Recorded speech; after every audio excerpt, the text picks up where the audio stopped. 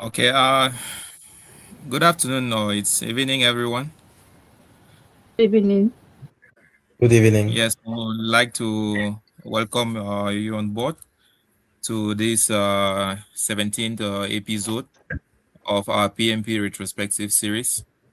It's worth noting that this particular episode of today is completely in English, and in a way, it's to portray the promotion of the aspect of bilingualism at the level of expertise. So we are privileged today in our today's episode to listen to two inspiring voices. We have a Cameroonian and another voice from Netherlands, who are the two most recent PMP certified professionals from the June 2025 English Bootcamp. And so we are going to have a series of exchanges with them in our first phase. And together we are going to dive to get to know the reality behind their PMP certification. What are the different challenges they faced? What strategies they were able to put in place?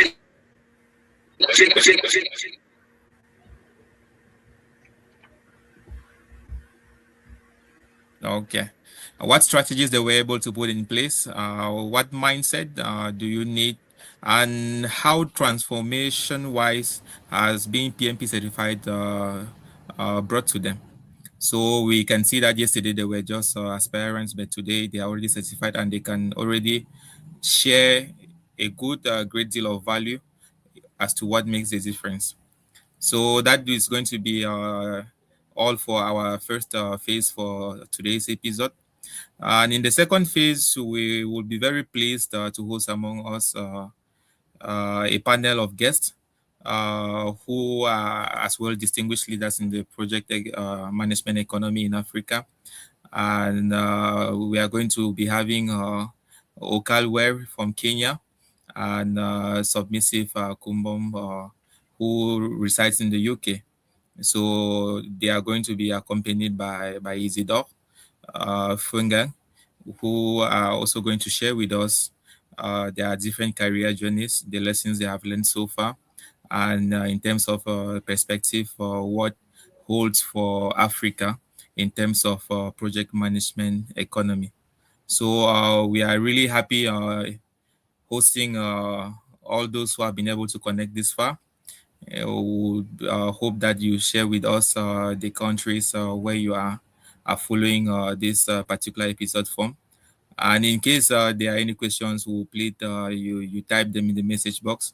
We are going to review and at the given time give you the opportunity to be able to voice out your questions. So without much ado, we are going to dive the into the subject, and we are going to begin by knowing the different guests we are having today. Like I said earlier in my introduction, we are going to have Dr. Belinda Njonguo, who actually is a doctor of pharmacy. She has had so much to do in the healthcare sector with so much research that she's doing in that particular domain.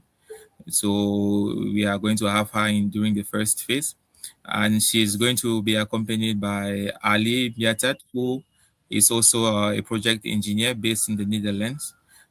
He has so much to do as far as operations is concerned and maintenance. And to accompany them, we are going to have Florence Ebob, who actually is more of a professional development coach, and she's actually a consultant as of now and a mentor at expertise with over 9 years of experience. She's actually certified in business analysis, project management, and she has worked quite across a diverse number of industries, be it in Africa, be it in Europe. So we are really going to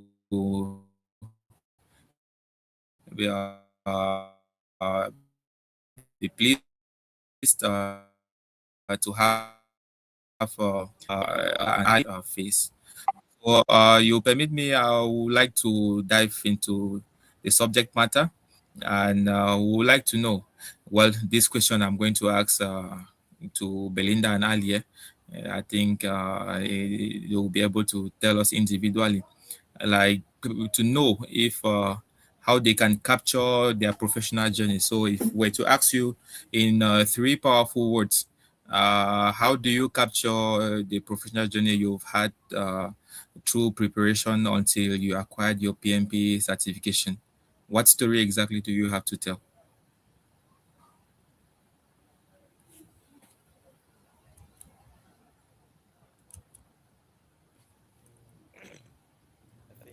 Thank you so much for this very very good intro. Hi everyone again. In 3 words, I'll say um I would love to use the example of different African folk tales because I really love reading books. I would say adaptability, support centric, and having a teachable spirit. That's what I'd love to say. And indeed, to put it more into perspective, why I chose adaptability is because I would like to mirror different African folktales, like the wise tortoise and the chameleon. We see move navigating from the health sector and now starting the PMP journey.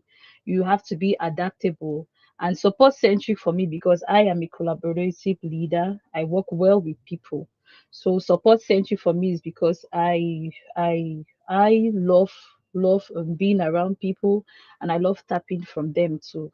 And when I talk about teaching, having a teachable spirit, I mirror out the fact that you have to be willing to learn in every sense of the word. Thank you.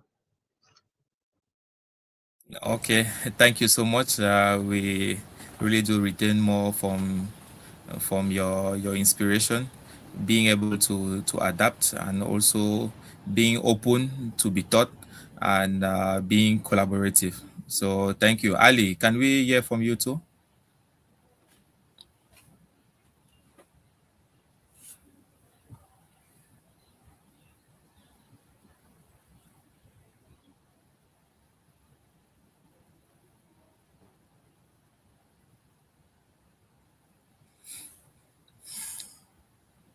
Ali, we would like to know in like three powerful words, how do you capture your journey towards obtaining your PMP certification this far?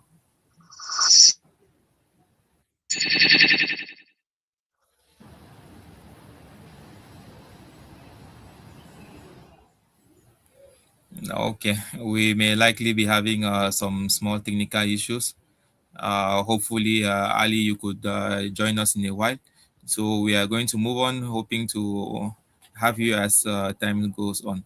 So, Belinda, you did mention about being fan of, of African folk tales, and I think in terms of that, there are quite a good number of folk tales in Africa that say more about animals forming a kingdom, stories of wisdom, strength, and strategy, which are often used to define leadership within the animal kingdom. So, if we were to know, like if you were given the opportunity to embody an animal for a day, which one would you choose? And maybe how does your choice reflect your unique strengths? And would like to know. Okay, thank you again. Well, I am more of a perfect blend of two different animals. We have the white tortoise and the chameleon. I tried like getting like I when you asked the question, I tried like getting a particular one, but I just could not. So when I talk about like having the white tortoise and the chameleon, because those are perfect examples of those animals in our African folktales that are very adaptable. You see the chameleon and you see the white tortoise. The white tortoise has a focus goal. And you see, and I also like to add one more word, they are all dedicated. So they're adaptable, they're teachable, and they're support centric, and they are also dedicated to to their end goal. We have when they say adaptable, we have the chameleon. The chameleon blends perfectly to its environment. So with the tortoise will navigate different parts, different terrains, be it the dry season, be it the rainy season, but they are having the focus goal. Teachable in the sense that they learn to change their colors. The chameleon learns to change their colors with seasons, with times, with wherever the environment is. The support centric mentality comes from the fact that you see the chameleon doesn't change its color unnecessarily. Wherever it goes, if it leans on a tree, it changes to green. You have the turtles at every point in time. You have animals around it that keeps on cheering it, and they are always, and I repeat, always dedicated to their various goals. Thank you.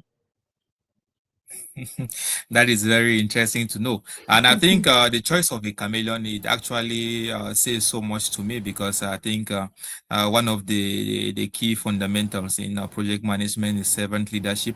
And servant leadership, in one of its characteristics, is trying to blend to understand what your team, I mean, how they feel, how they are going to react. So I think it's quite a very good example. And I think it kind of inspires me, and I believe most of our listeners too. But I'll not be surprised if a good number of them also get inspired by your choices. And it's true, even the tortoise, we've always known him as, in all our folk tales, like as the wise one. He's seen as a slow person, but in terms of intelligence, he's like one of the most intelligent. So it's good knowing about that. Okay, while hoping to get Ali, it's true. Maybe time difference is not really helping him so much with uh, the streaming that has to travel miles and back. So we'll continue hoping to get him. I would like to know, Ali, can you get us?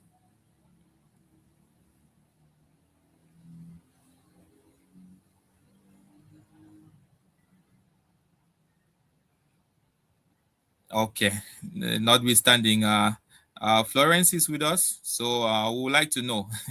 Like we said, this first part of our episode is to get to know the different guests we have on board for the first phase.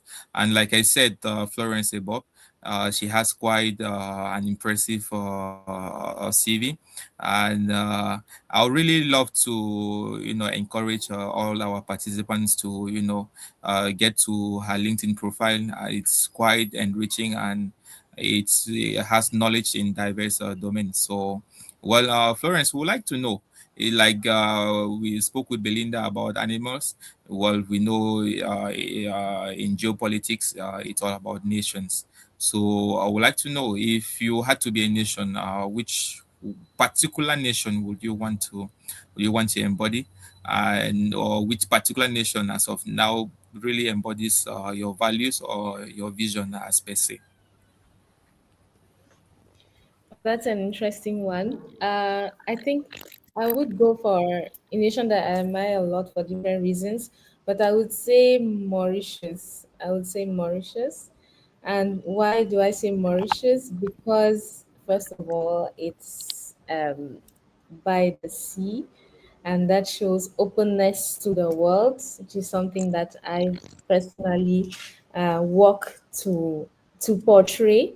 It also is located in Africa, which I love very much. I'm very passionate about the African continent, but it is one of those places which is like the world in miniature. So you can be in Mauritius, and just looking at the people who live there, you feel like you have people from all over the world in the same place, independent of the color of their skin or their hair or whatever. They're still home right there.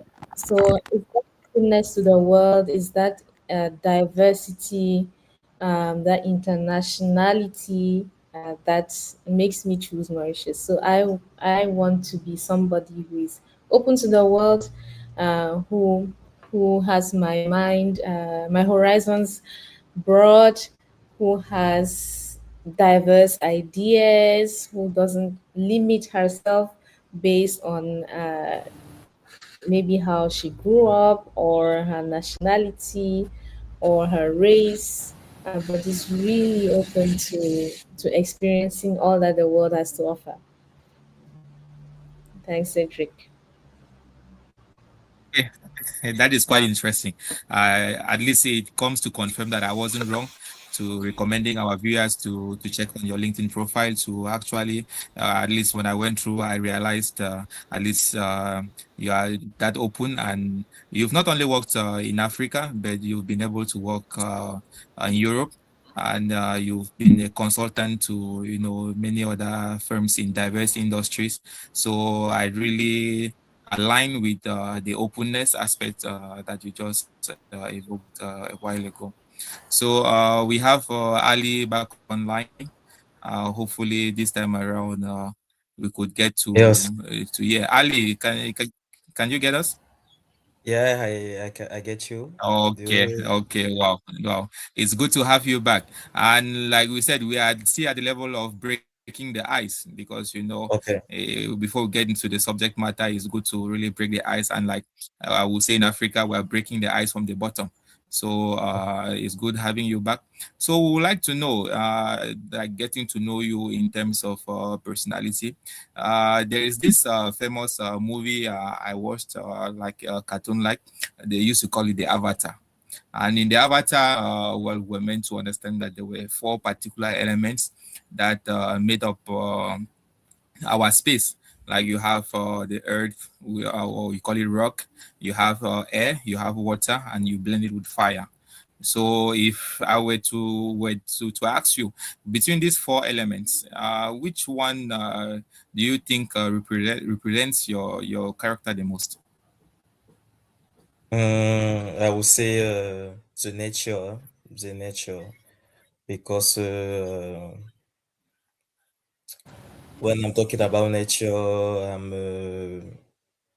I'm a team spirit guy. I love working with a team, and I love seeing people growing up around me. So I'm every time looking forward to give some advice, see them growing up, see them take some risk, see them make some try. So nature. No, okay.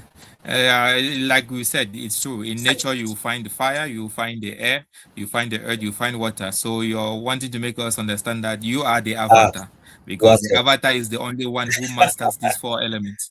Yeah. Yeah, yeah. So it's quite I would say. interesting to know we have you, who is inspired by all these elements. Like we said, it's a puzzle piece, and each particular piece has its own role. So I think having an avatar among us is quite interesting, and it only tells us how interesting this particular episode is going to look like for our PMP retrospective. Okay, diving into the subject matter, Ali, I will just continue with you. You've been certified for about a month today.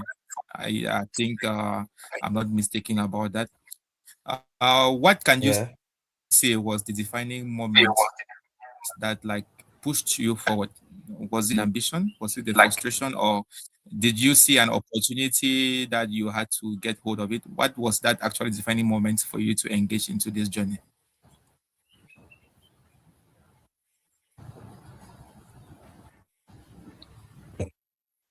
So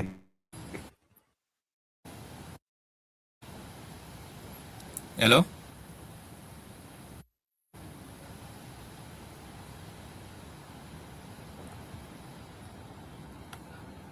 hello, Ali.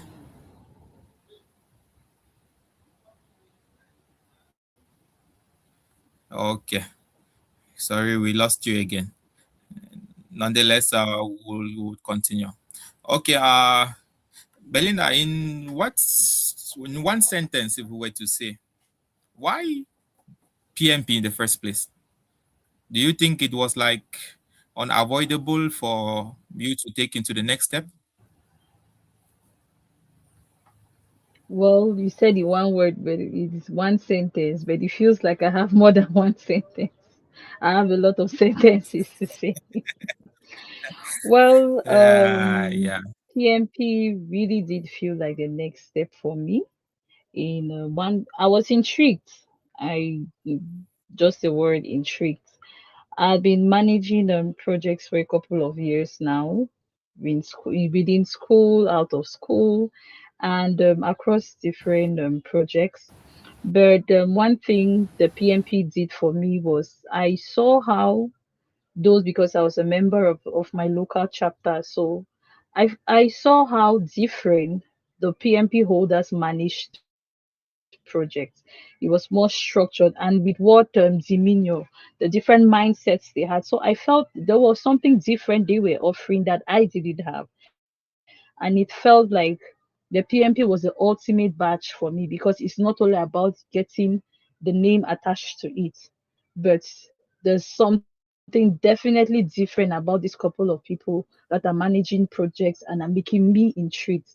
And as a curious person, when I'm intrigued, I get to know more.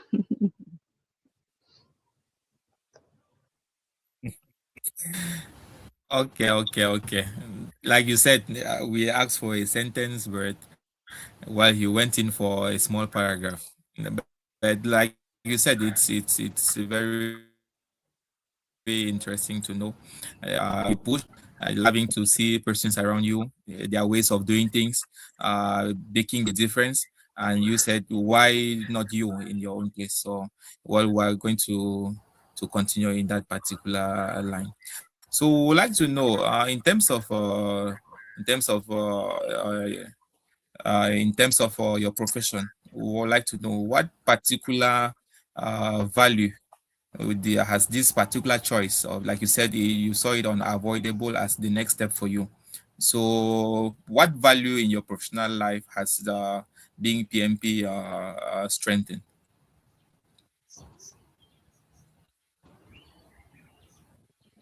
Well, with the PMP has trained and detached my previous mindset, I must say. Because with the PMP, you don't just have a certificate, you have a changed and reformed and improved mindset, a project manager's mindset. With that, it has reinforced my core skills and has made me global. Because when you're managing projects from a probably a regional or an urban perspective, when you get the PMP, you get the PMI mindset, it reinforces and it detaches you from the previous notions you have. The world is different. The people you find in another zone will not be the people you have in another zone. Like PMI teaches you to be adaptable. It teaches you how to work with different people across different things, how to keep on engaging your stakeholders at every point in time. But you see, some people would want to wait to the perfect moment to just channel out and give you the total information at the very end. But PMI teaches you stakeholder engagement at every point in time, and that was a major blow over for me. So it really, really reinforces your core skills to the T. Thank you. Okay, a reinforcement of core skills. So that is to say, normally with this strengthening of your core skills, we can say your entourage could not have, witnessed this, may not have your entourage, like they will say, should have witnessed a particular change. So, how did they react? You telling them that you are already PMP certified, or like, noticing your ways of doing things not the same as it used to be.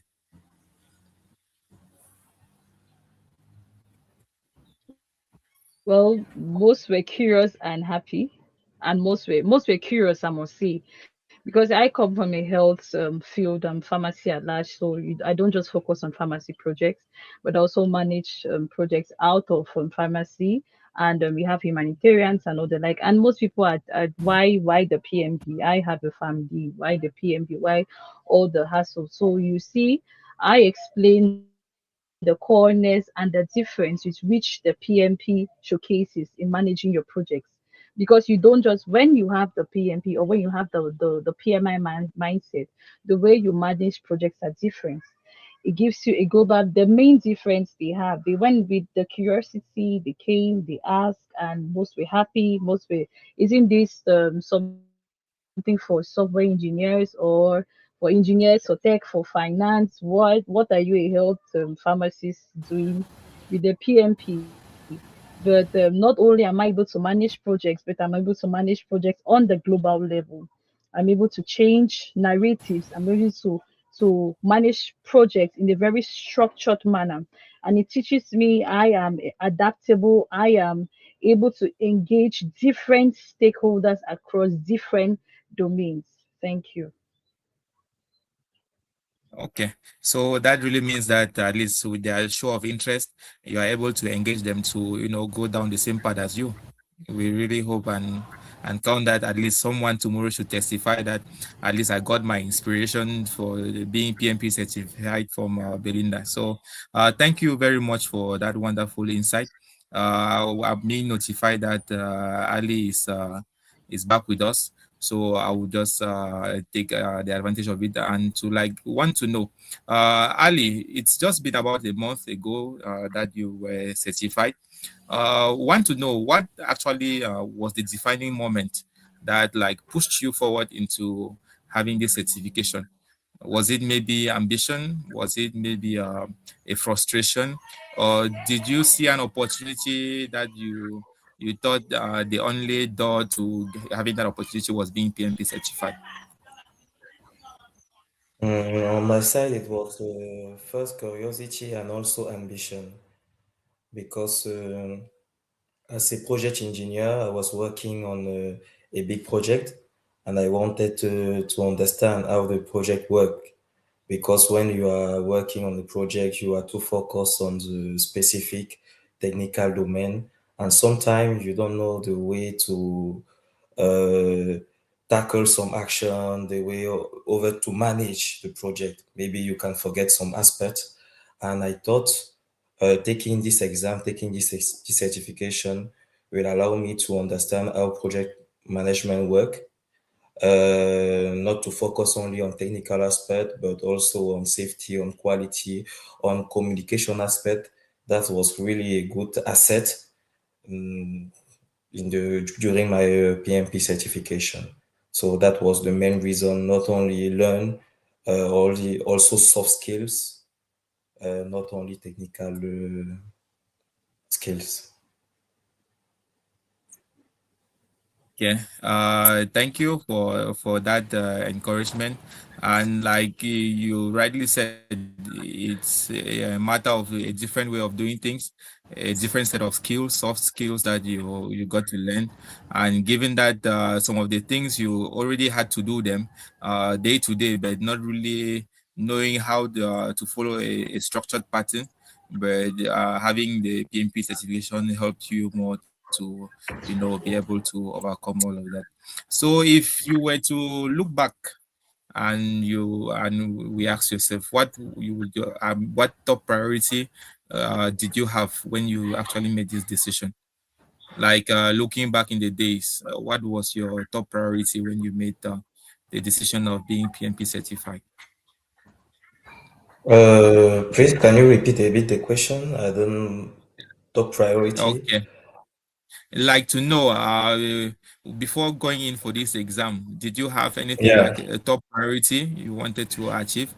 Um, As I said, it was mainly to understand how project worked, because sometime in communication, I didn't know the way maybe to make an email, who to include in the email, what aspect, what action I can make or not, to understand really how it works. So for me, it was my top priority because on the technical part it was already okay, but I really wanted to improve that aspect of my working habit.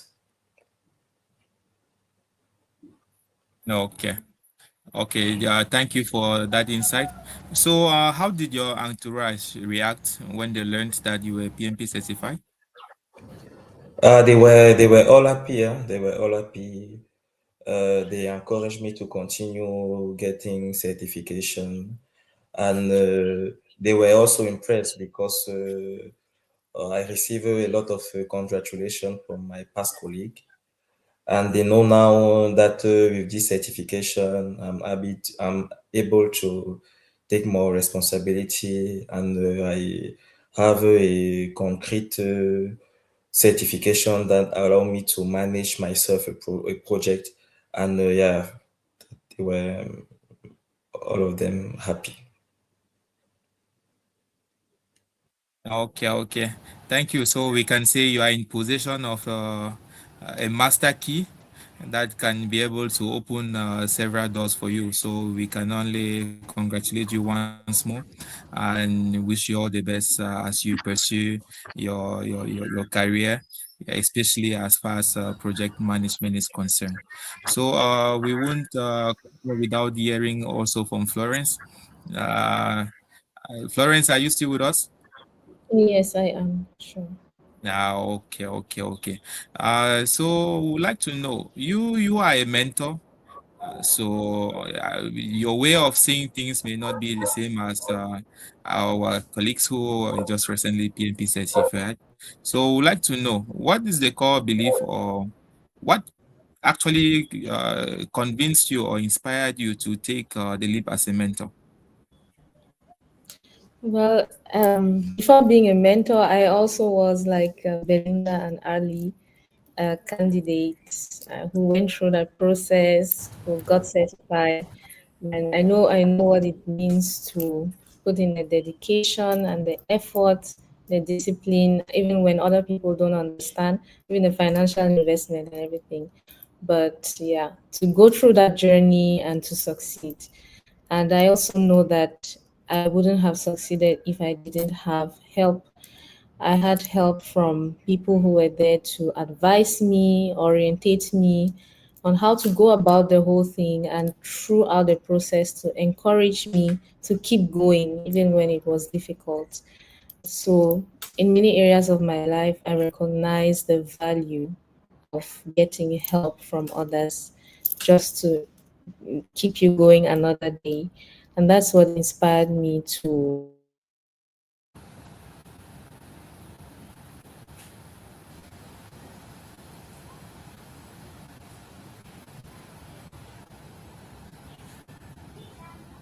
Okay, thank you for that insight. Yeah, it's often said while teaching, you learn the most. So It's quite inspiring to know what to know that you begun like Ali and Belinda, not forgetting that you also begun like me, who is still an aspirant. And so it was from being aspirant to someone certified, and today you are a mentor. So we actually hope we could also find in ourselves that call to be able to share our knowledge to others and bring them to the same world stage as well. So we would like to also know, beyond the title, what does being PMP, what does being a PMP mentor mean to you? It's true, you've already told us what made you lead in being as a mentor. But if we are to keep that title aside, I think there should be another core value that that keeps you moving all along. So we would like to know, besides the title, what does actually being a PMP mentor mean to you?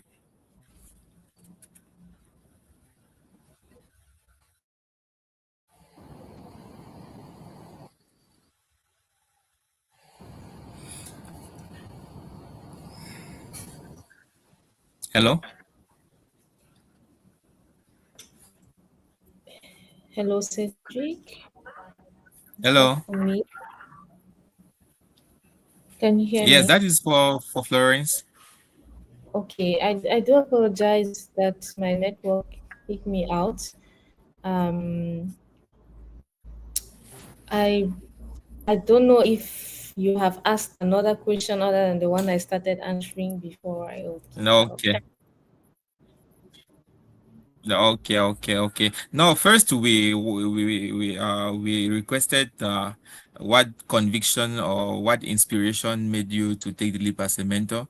But we would like to know, apart from just the title of being of being a PMP mentor, we would like to know what does that using that particular role, what does it actually mean for you? All right, I switched on my video to avoid the network problems. But yes, I think I'll just round up what I was saying earlier by saying that I had help along the way. I had help in this journey of the PMP. I've had help in different areas of my life. So I'm very grateful to the mentors that I've had. And I know the value of that help. That's why I was motivated to become a PMP mentor and offer help also to other people on the journey. So, yeah, it's not just about having that title mentor. Um, it's about the value that I can offer. It's about seeing it make a difference for others, even just sharing my experience, giving some guidelines, giving some encouragement, and seeing that somehow that contributes to making someone Okay, okay.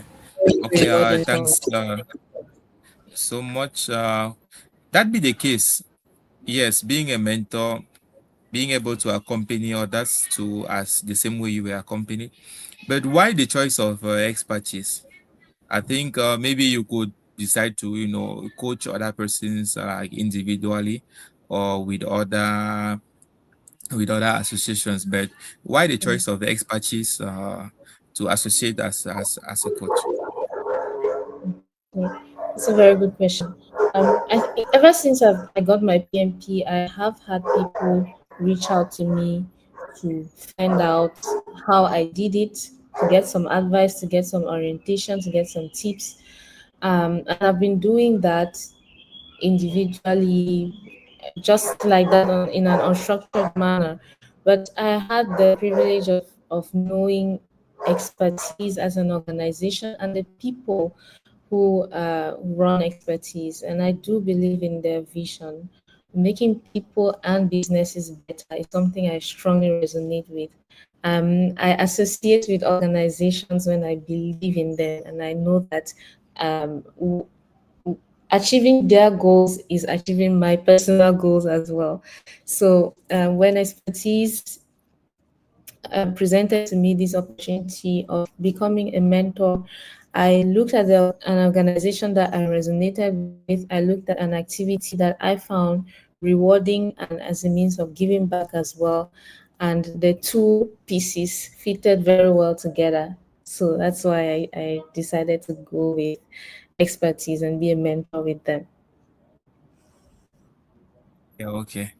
At least from your speaking, we already have from our audience quite a good number of people who are showing interest. We want to say a special hello and good evening to Eric.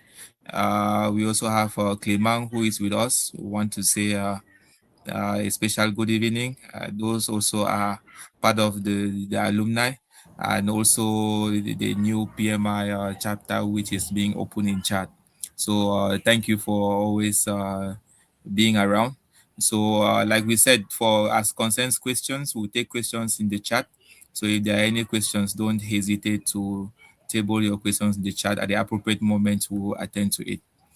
Okay, having gotten to know already the panel of our first phase, we'll break into a second part of our presentation, and here we'll try to know the journey that each and everyone, especially the newly certified, that they have been able to brave to reach where they are. So I will begin with Belinda. We would like to know if you could share with us in terms of your experience from the first day you sat in the class hall to prepare for this exam, right to the extent where you entered into the exam center and up till the end where you clicked on the submit button. It's sure at first I told you about the sentence and you gave me a paragraph. Hopefully, when I request a paragraph, it's not an essay. You are going to tell me on that. So, in a few words, if you can briefly describe to us how your journey from the beginning of your PMP certification journey to the moment where you submitted your exam. I don't have any AC ready. Well, about my PMP journey, from the first day I sat in the classroom to the last day I submitted, I pressed the submit button. I would say it's been exhilarating and it's been full of with a lot of inconsistencies and consistencies. But when we talk about the PMP journey, you have to prioritize. You have to focus. You have to make sure you have an end goal in mind, because I spoke about the inconsistencies because when other things happen in life, you feel like you drop the PMP and you stop and you come back, and no, you have to be focused. You have to have a goal in mind. You have to be dedicated. And I had there were different phases where my journey wasn't a smooth one. I had so many roadblocks, so many different impediments, but you have to be dedicated, you have to be focused, and honestly, it was also liberating because spending every waking session knowing you're preparing for the PMP, you feel like you have the weight of the world on your shoulders. But when I pressed the submit button, I think I was able to breathe well and I was able to rest in the sense of the word in a very long time, more than I have in a very long while. Thank you. Okay, like you said, there were so many challenges along the line, so many bottlenecks, but at least you were able to find opportunities in them and you went through, and the result is a PMP certified. So, how do you situate the mentorship that was given to you by expertise? I mean, like, how did it transform your approach to be able to outsmart all these bottlenecks and challenges you faced along the line? Um, for me to again, because when I spoke about the bottlenecks and the impediments I faced at every point in time. Like I said, I am support centric. I'm a collaborative leader, and one thing expertise does is no one is left behind. No matter if you're having a bad day or you're having a bad season, everybody is going to check up on you. They're going to make sure you're focusing on the goal, because when they have the first time they have a call with you, they get to know you beyond only being a PMP candidate. They make sure your goals are aligned. Your goals become their goals. They want to see you succeed. And at every point in time, at every hour, I repeat, at every hour, they are available for you with whatever questions, because I can't count the number of endless sessions I had in the AMs and the late PMs with questions, asking different questions, why this, why not this, but they make their goal your goal, and they want to see you succeed. Because there have been times I thought of giving up on this journey, but they made sure that you have a goal in mind and they want to see you succeed. So the expertise team at different points in time, they will call, they will check up and make sure everything, you're having the right mindset, you're focused, you're prioritizing everything, you're meeting up with your different goals at this point in time. Have you done this? Have you done that? And everything else. Thank you. Okay. Thank you. Back again in our comment section. We are sorry. For now, there is no translation into French. This particular episode was an English, completely in English. So subsequently, we think we are going to see if it's possible to have options for translating in case we have audience who don't understand the language being used. We also want to use this opportunity to invite our viewers and those interested of the next boot camp that is set to kick off on the 10th of January 2026, and to say that is a perfect New Year gift for you to offer your loved ones. Already, like Belinda said, expertise, your priorities become our priorities. So once you are with us, our eyes are fixed on the goal. So until the goal is achieved, we don't let you down. So we are inviting all our participants to share this information to your different colleagues and your loved ones for the next boot camp. Irrespective of where you are found in the world, we are always available to give you the helping hand. So the kickoff will be on the 3rd to begin effectively on the 10th of January. So Belinda, you actually said expertise has always been there.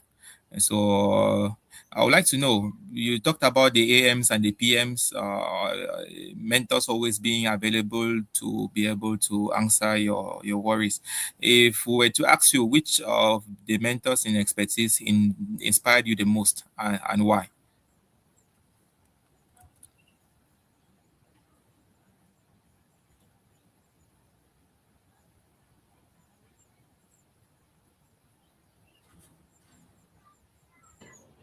I would say I have coach I have two. I have Florence and I have coach Isidore, because like I said, they make your priority theirs. They make sure with every inconsistency you have, they check up on you. Well, for I was really encouraged seeing a woman like myself taking up this role and encouraging you at different steps of the journey.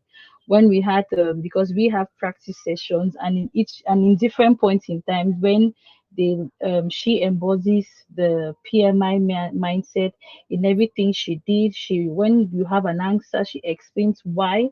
There are different ways she embodied the PMI mindset in every way possible and made you explain to you the different reasons why you should have this in mind. She explained it, she embodied it, and I was really encouraged by seeing a lady like myself within the team.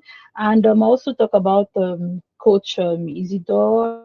because at the different points in times he told me not to give up, because trust me, there were different points where I wanted to give up, and it was already stretching towards our agreed timeline. I'd already passed the agreed timeline, but at every point in time, he kept on encouraging me. He kept on telling me he believed in me and believed in the journey, that the PMP journey is something I can have. And he was always ready for a question or a worry or any different thing I had a problem with. Thank you. Yeah. Thank you so much. I think thumbs up to Florence for being such an inspiration to you, and hoping that you too will be more of an inspiration to many others to at least increase the number of women in project management. So for that, we are rest assured. Okay, we have Ali back with us. So forgive me for being asking most of the questions towards Belinda. So I'll come back to Ali, and I would like to know, were there any particular tools or resources you think were key to you succeeding in this PMP exam? And if yes, which Uh, tools, which resources do you recommend? mm, I would say having a good planning, one of the first best tools, because during my preparation, PMP preparation after the bootcamp, after discussion with the mentors, particularly Isidore, he advised us to set up a planning with a dedicated with the exam date of the PMP, and this really pushed me up, pushed me towards the exam, pushed me towards the preparation, and it had helped me a lot to really a little bit, even if the planning little bit shift because of some constraint, it helps me to push and to learn to take as much as possible exams.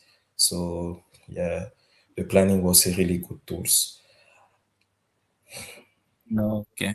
And for the planning, was it like you have any applications you used in doing this planning, or you just had just an agenda where you wrote in your No, it was on your calendar? no, it was a simple planning on Excel. On the planning, I include the readings, all the readings I needed to, all the books I needed to read, all the exam, all the tests I needed to pass again. Because after the bootcamp, I needed to read again one more time the PM Book 6, PM Book 7, the Agile Guide, the the course, the lesson that we done. I needed also to pass again the test, and those tests was really interesting. So I passed it I think even three times. So I read all the lesson three times because I was hesitating passing the exam in French or English, and finally I chose English. So I did it twice, and I put also the all the exam PMP exam simulator. For example, the PMI study hall. We have five exam. I I target a date for each exam, and I pass it, and based on the result, I put also, because in the planning you need also to consider the time to make the revision, to see what was wrong in your answer, why, to answer them, to understand them. And yes, it was a big challenge considering our work the duties is really challenging. But yeah, in the planning I put everything, I set up a date. But yes, of course, due to our current work duties and family duties, the planning a little bit shift, but it was really important. Okay. Well, it's true. There you anticipated on my next question, but I'll just summarize to be sure the way I've understood is also the way you mean, because having to deal with work, having to deal with family, having to deal with other things, and then more again the exam to prepare. I think at some point in time, did you like feel so much pressure? Like, Yeah, did you feel pressurized at some point in time based on the based on having so much to do and not knowing where to start from and where to continue from? Yeah, I felt the pressure because at the same time at work I was ending a big project. So some days during the last two weeks or 3 weeks, I was sleeping late around 2, and I needed to wake up around 6. And yeah, it was really challenging. And at the same time, to motivate me, I was making some exercise just to challenge me and push me towards the objective, toward the target. Okay, okay. And that is quite good to know. So in a nutshell, you had resources like the PM Book 6, the PM Book 7, the Agile Guide, and also the study hall. So like to know, the study hall, are these different tools, are they free, or you had to purchase them and Yeah, we needed to subscribe to it. It is, I think, if I'm not mistaken, it is for 3 months, and it's really worth it because there's a lot of knowledge you acquire by using this tool, using this website, and with all the exam, if you're trying 3 to 5 tests, I think you're really ready to go to the test. It is true at the end, I was a little bit also not confident of myself, but it was a really amazing website to use. And by the result, yeah, I was really ready. I okay. don't know And if when you you hear me say when because you I have have some. no, I can get you clearly. So we would like to know when you say if you pass at least 3 out of the 5 exams in the study hall, you are sure to make it No, not in, pass, not in pass. If you make, Sorry, I didn't get you clearly. not necessarily, not necessarily pass. If you can take 3 exams there, and if you can pass at least two with over 70%, you you gain more confidence going in the. No, okay. Okay. No, okay. Okay, so what we can retain is that if you can do at least 2/3 of the exam and with a score of at least 70, there you are sure of being kind of ready to go in for the exam. So we thank you for sharing these resources and these tools. We hope that our listeners, our audience, We hope that can also our note. listeners, our audience, can. Okay. So we'd like to know, it's true, you came in a community and well, you've had what has obviously kept you motivated. But we want to know, was there a particular memorable moment you can like to share with us as far as being within the expertise community has been?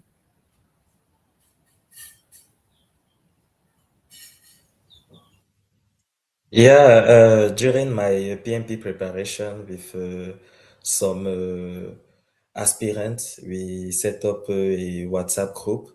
We share some question, we share some target, some objectives, and it was amazing. It was nice. Also during the revision period, it was also interesting to be amongst professional, discussing about question, about answers, understanding the point of view of everybody.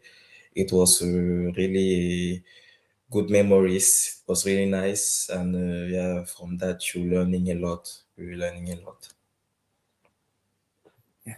Okay, thank you so much for your insight. Like it's often said, the PMP exam is not all about memorizing. That is one aspect of it that makes it identify itself as a real challenging and management defining exam because it deals with how to you handle a real life situation, given that most of the questions are like scenario based. So it's quite interesting to have the body of knowledge that permits you to be able to this feel in yourself when it comes to scenario cases. It's not all about memorizing. It's true the volume of work is important, but knowing how the different procedures, the different steps on how to handle each particular domain, it's quite key to success in this exam. So we'll go back again to Florence. I would like to know, besides the PM book, are there any other tools or resources which you consider complementary for success in the PMP exam? Yes, I think Ali mentioned some of the other resources, but one key one which enables you to be smart about how you prepare for the exam is the exam content outline by the PMI. And because this document breaks down what is being looked for in the exam, what are the competencies that they want you to showcase when you're answering the questions. It enables you to be focused, even though there are several resources you can refer to. So the current version of the PM book, the previous one, and the agile extension, all of those things. But yes, this is an incredibly good guide. And I also want to add to that something which also Ali mentioned earlier, which is about planning. It seems trivial, but just having a solid timetable can make a huge difference for your success. And I'm saying this from experience. Um, my first try at preparing a certification was with the CAPM, and it wasn't easy. I think I passed, but I passed with some level of luck because I wasn't organized enough. So I learned my lesson from that, and subsequently in my other certifications, I've always made sure to have a proper personal timetable that keeps me on track with the content I'm supposed to cover by when, so that I can hit my target of my certification date. So it's kind of a trivial one, but it does make a huge difference to be able to organize your time into a timetable. And even if you have slip ups, it's better to adapt your timetable to catch up than to not have one at all. So that planning is absolutely crucial. Okay, thanks, Cedric. Okay, okay. Okay, thank you for that. So you've been certified PMP since 2019. I would like to know, how has being PMP certified actually reshaped your personal and professional life?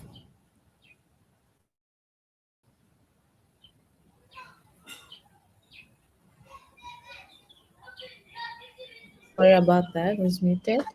Yes, starting from the title, that title is very powerful. It's very powerful, because it is so well recognized worldwide. I mean, the PMI has done an excellent job of building the credibility of that certification. No matter where you are in the world, there's someone who's going to recognize what PMP means, especially in the project management space. So I have been seen as a more performance professional, as a more credible professional, and I have been trusted with projects even outside of my immediate domain. I worked in the IT space for some time, but people would approach me with opportunities to lead projects outside of that space because they know that the PMP certifies you as a project management professional, period, independent of your space. You are equipped to manage projects wherever they are, whatever nature they hold. So that's one thing that has clearly come across, that recognition that I get that, oh, you are PMP, and being able to therefore use that as my extra advantage to have access to certain kinds of projects which are different from what I do on a daily basis. I would definitely say that this being a PMP mentor with expertise would not happen if I didn't have a PMP in the first place. So this is one of the most obvious ones. And also in terms of the exposure that I've gotten, um, because I have people who I've never met who just see my LinkedIn profile, for example, and see PMP certified and they reach out. They reach out because they want to know how to get it as well. They want to know what it's all about. They want to get some guidance. And that's how I make new connections and I expand my network. So yeah, these are some of the things that I have seen in my career because I got a PMP. Okay, so in a nutshell, it's more of exposure, international recognition. So it's quite interesting the amount of value it has added to your personality being PMP certified. So it's true, Belinda did mention you being one of her favorite mentors, but I will return the question to you, but in a different way. You've mentored quite a number of certified professionals. Do you have any three you think inspired you differently? Why being mentored? First of all, I want to thank Belinda for that acknowledgement. Thank you very much. And that question is a tricky one. So actually, what I would say is that each and every person that I've been able to mentor so far through the mentoring sessions has something unique about them, and it's something that I've learned to recognize in the space of professional development that I've been in the past couple of years.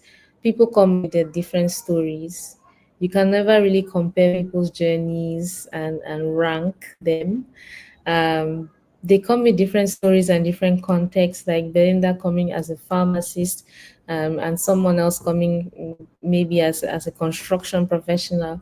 Very different contexts in their lives. But I admire those who show up consistently despite what is happening in their spaces because they are determined. It's difficult. It's a difficult journey when you have your life going on, when you have work going on, when you have family and all of that. But people show up. They show up, they do their best. Even when I'm doing sessions in English and they are French speaking and they still try their best to express themselves in English, I really admire each and every one of them that keep showing up for these mentoring sessions. So I will leave it at that. I'll leave it at that. I will not mention any names, but I just want to say that all of these people who attend these mentoring sessions with consistency and dedication, I admire them a lot. Okay, that answer is being very diplomatic. Indeed. I saw Ali smile. I just understood that, well, he found himself in your expression. So it's quite interesting to be able to interact with people of different backgrounds. And like you said, each and every person is unique. So it may become a little bit different to, compare them since you don't have the same experience.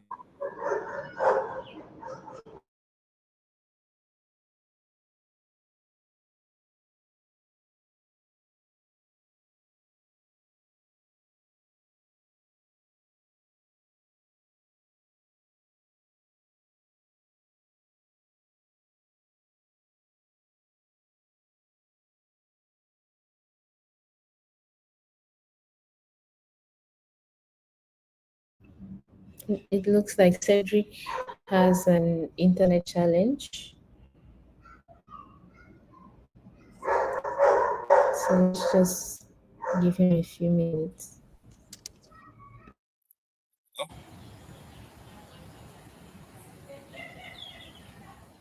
Looks like we had some time out. Yes, Cedric, welcome back. You are the one who was out this Yeah, time. okay. Okay, sorry about that. So, like I was saying, you used actually quite some diplomacy to answer that question. For feedbacks from your mentees, You said each one and every one of them is unique, but how often do you get feedback from them?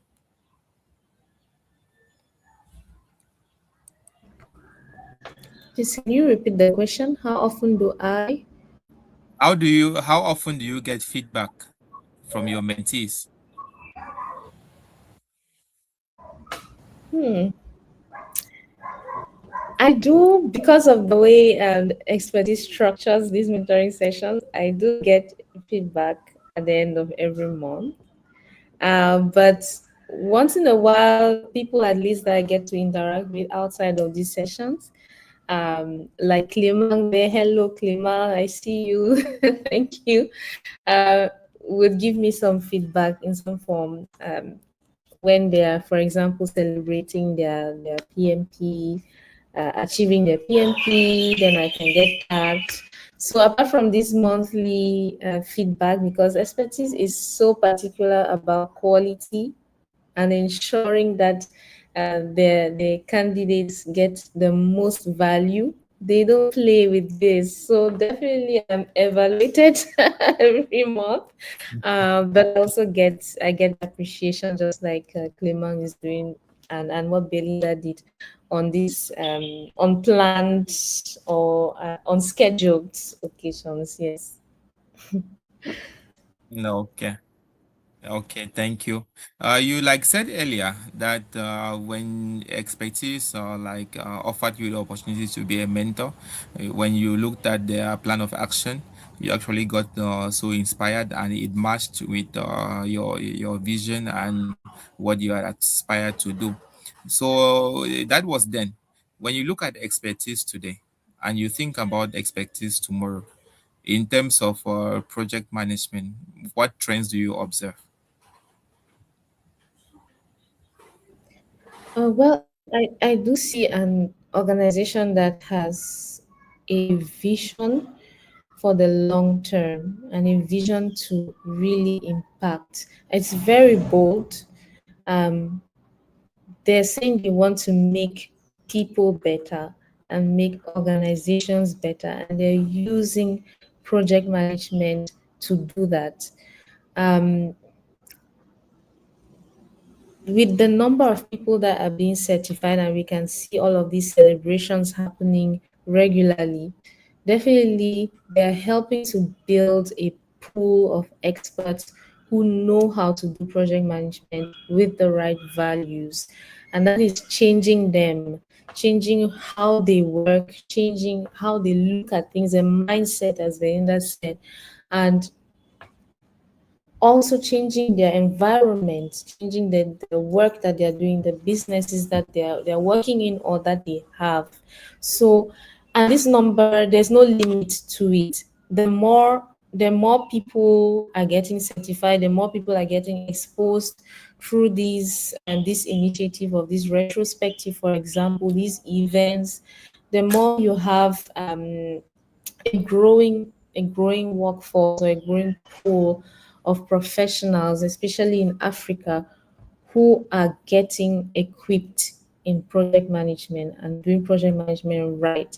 So for me, what I would say, the trend is very positive. Um, Expertise is making a difference locally, Africa wide, and internationally. And this will only keep getting better, because I know that Belinda, Arley, Clement, you, Cedric, all of you will be ambassadors. You'll be recommending also to others that, hey, I did it, and I did it through this organization. You can do it as well. And more people will get involved, more and more people will get certified. And definitely you are not just out of the picture. From the moment you get certified, you're still part of the community, and that's why you're here talking to us. So this community will keep on growing. That's what I see. Will keep on growing, and we will start to make our presence felt on the continent and beyond. Okay, thank you so much, Florence. I will get back to Belinda as well. She actually mentioned that her entourage was like very much amazed when they learned of her being PMP certified. We would like to know if you could share with us, uh, apart from the amazement of your entourage, how has the certification actually influenced your posture, the way you interact, and can we also say about your perspectives in the project management domain?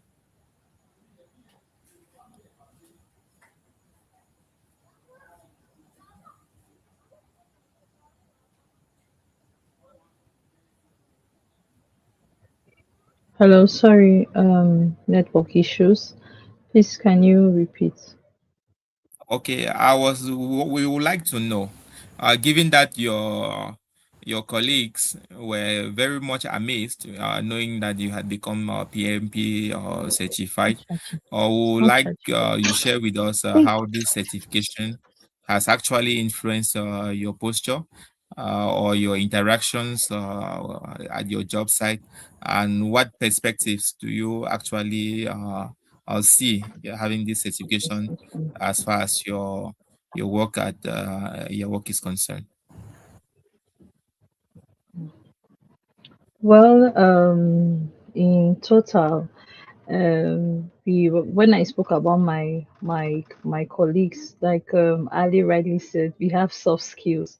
So there are different things that before having the PMP, I was not able to engage directly, but soft skills, which is the core, you need to also lead a self-management team. Sometimes it's not only about micromanaging them, but you need to ensure that your team can work without you and they are able to prioritize, they're able to self-manage, they're able to reinforce and carry on with the project and be able to be structured and follow on with the plan. Among my colleagues, among my different peers, they are really interested in the core skills that being a PMP holder and be having the PMI mindset brings forward. And with that, like Florence said, at different points in times when they ask this question, I have a little bit to say and I have a little bit to encourage them in this domain. And I'm really happy about that. Thank you. Okay, thank you so much, Belinda. So, if you were to advise someone, or let's say particularly if you were to advise giving to women currently preparing for the PMP exam, forgive me, like precising the gender because I know uh, we are all aware that your role in the society is quite a challenging one. So having to accommodate work and such a demanding certification, if you were to give a piece of advice, like to especially to women who are in the course of preparing for this exam, what will you have to say to them? Okay. Thank you again. I digress a little. There's a book I love reading, The Confidence Code. And it translates that women, we love perfection. We love everything to be seasoned. We love to feel adequate before we go in for our goals or before we carry on with a task. But I, from personal experience, I'm a Christian, so a lot of those it has a lot to do with my core values. You need to believe you can do it. You need to believe that you have everything, that God has blessed you with everything that you need to carry on with this certification. So you need to get out of your head and believe that you have everything, that you have the plans, that there are people before you that have had this certification. And why not you? Why not you? If others can, why not you? That should be a core question. So if A can do this, why not you? I don't think the gender should be the problem. But like you said, the when it concerns the gender, we have a way of making things. We want things to be perfect even before asking for questions. But you have to come as you are. You have to make sure you ask the questions. Don't have a fear of seeming unintelligent or seeming of not asking the of asking the wrong questions, but make sure you ask for help even before you are perfect, because Like that book I mentioned, Translate. We want to be perfect before even asking for help, but I think you should believe that at every point in time you have the perfect support system. You should remove the fear of looking ridiculous in front of people. You need to come and you need to associate to people and ask for help. You need to believe in yourself, believe you can do all of this, because if A can, if B can, if C can, why not you? You have a functional brain and you've been blessed with everything that you need to succeed. And when you have a goal, you can achieve it. Thank you. Okay, and thank you so much. Like you said, many have been able to do it, so we don't make a difference. We too, we can make it. So that is quite a word to take home for our guests, who are for our audience who are listening to us. And so it's a matter of discipline. It's a matter of management. A matter of planning and applying the appropriate tools and having the appropriate mentorship. So thank you so much for that take home word. Ali, I will come back to you, seemingly in the same line as Belinda, to know what major aspects of your job have been impacted already, or do you see being impacted by you being PMP certified? I would say my approach, because like I mentioned in the beginning of the meeting, I was too focused before on the technical domain or technical aspect of the project. And with this PMP certification or during my PMP preparation, I realized that it's not only project is not only on the execution. We have the planning, we have the pre-project, the phase before the project. We have the planning, we have the management, we have the closing. So this PMP certification now gave me a lot of tools, lot of way to see the project and to be very careful on some small aspect that seems not really interesting or not really important, but to consider every aspect, every people involved in the project, and that is mainly about the approach that has changed during my after my PMP exam certification. Okay. I think you are a very good example of resilience. I mean, having to prepare for an exam in a language which is not your primary language, and making it through, it's quite an inspiration, and I think it's a message for many others to be able to sit in for this exam.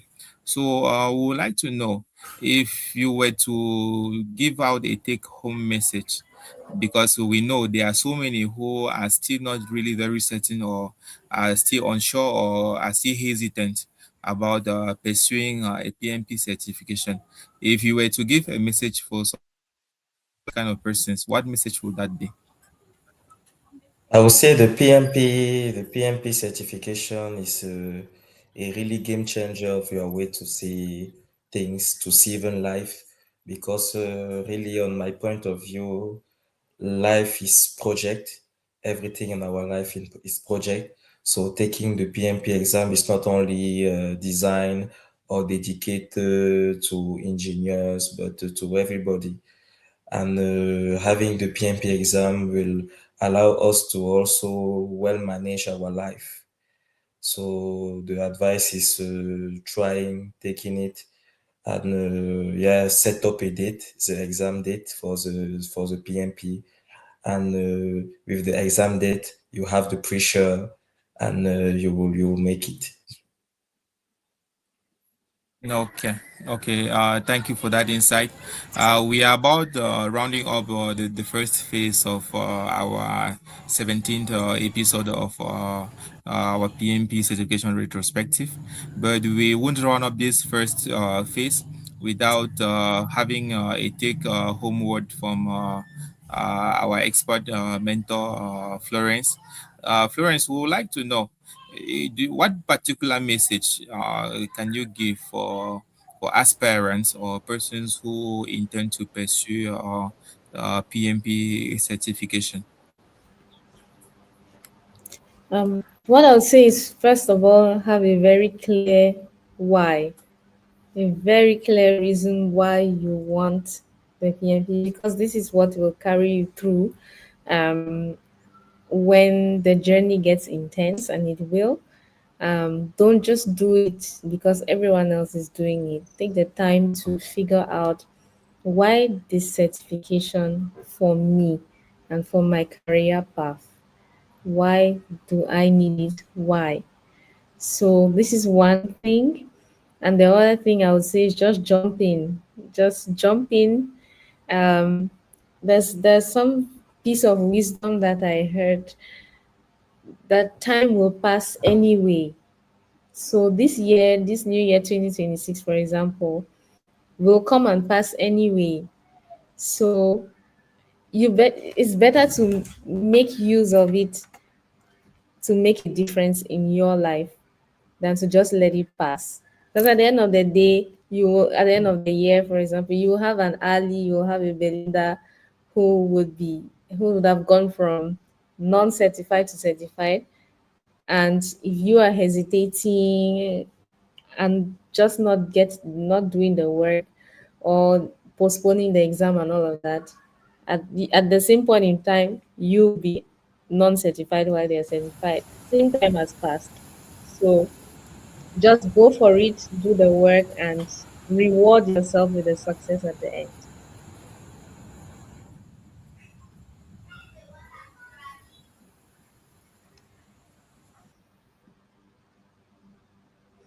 Back to you, Cedric.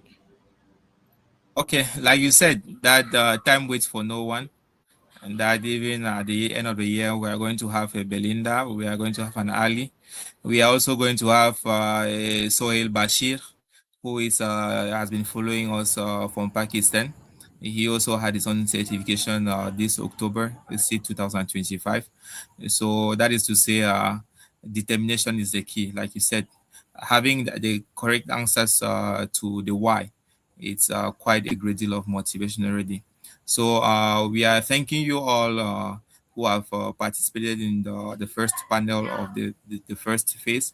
Thank you for being so much an inspiration, for sharing your journey, the different challenges you went through, and the key steps in making it through this certification process.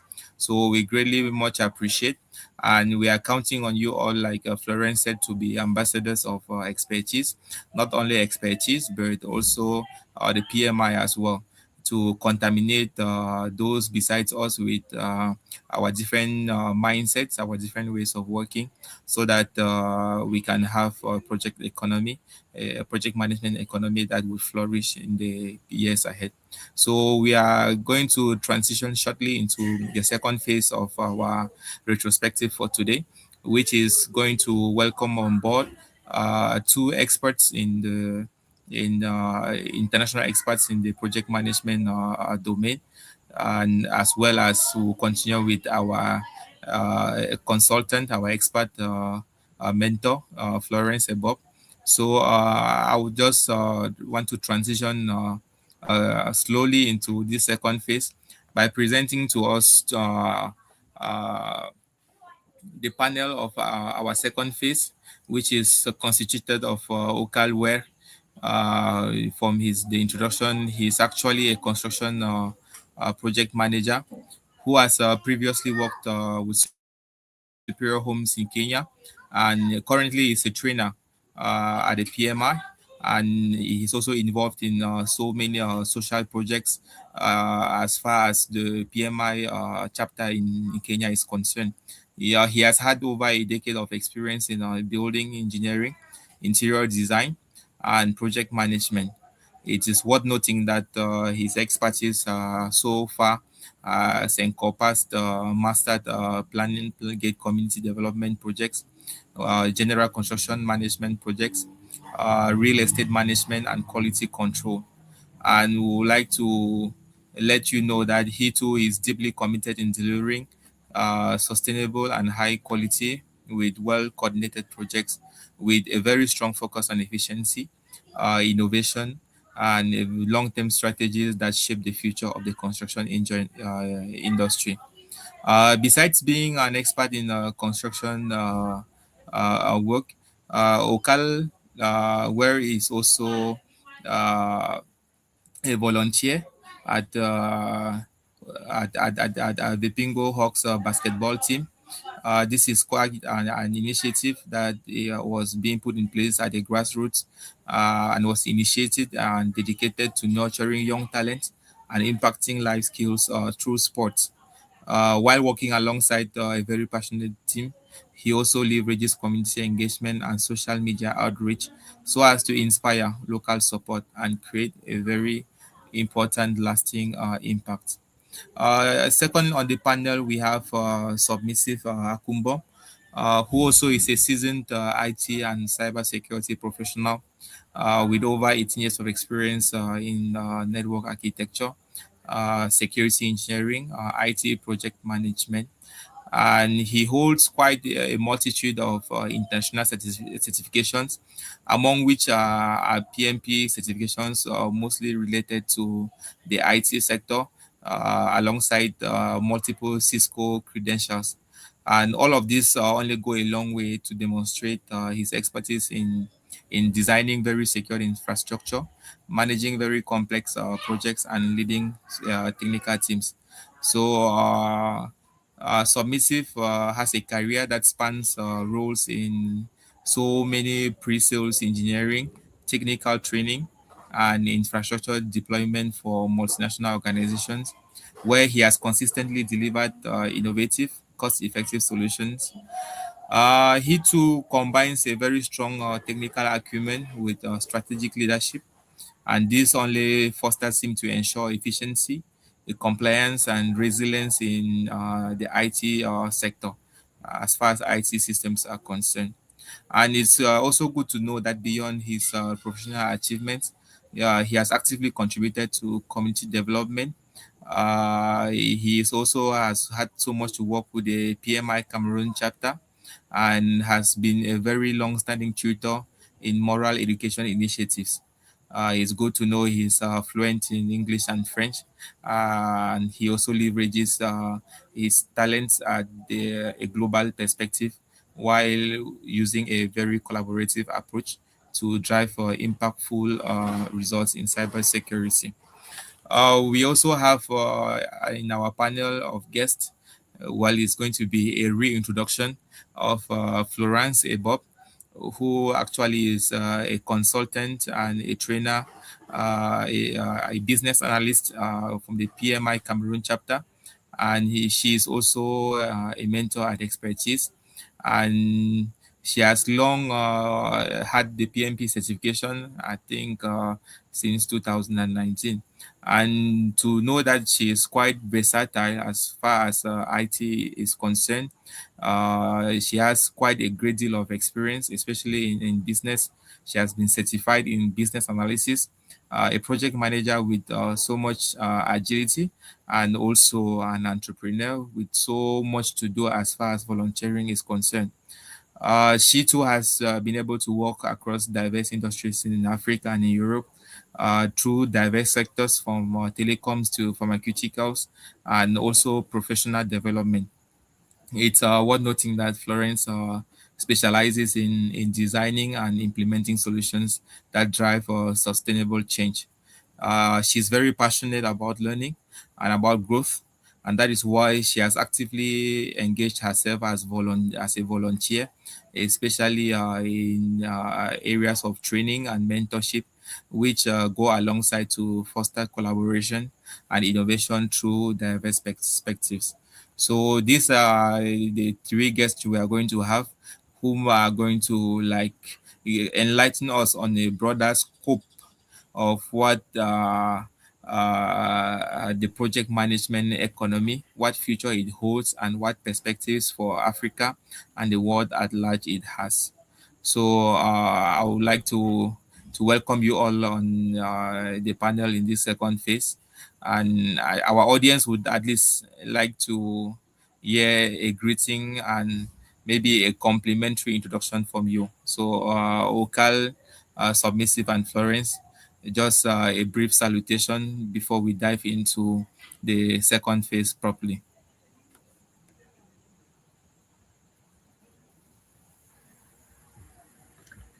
Hello, do you want me to go first, Cedric? Yes, no problem. We are greatly honored. Thank you for thank expertise for the opportunity. I wish to say congratulations to our colleagues who have just earned the project, the PMP, and to those who had that already, and to tell them that it is only the beginning, and Africa holds the future of projects because Africa has the youngest population in all the continents, an average age of 19, a median age of 19. And so you can imagine all kinds of projects are going to pop up like mushrooms in Africa. And so they'll have a lot of projects to manage in 5 years to come, in 10 years to come, in 20 years to come. So it's just the beginning. More is still to come in terms of project management in Africa. We are just gathering the momentum and continue to gather the skills. We are coming back, or we will be giving all our inputs from wherever we find ourselves to Africa. Thank you. Okay, thank you so much for that compliment. Where over to you.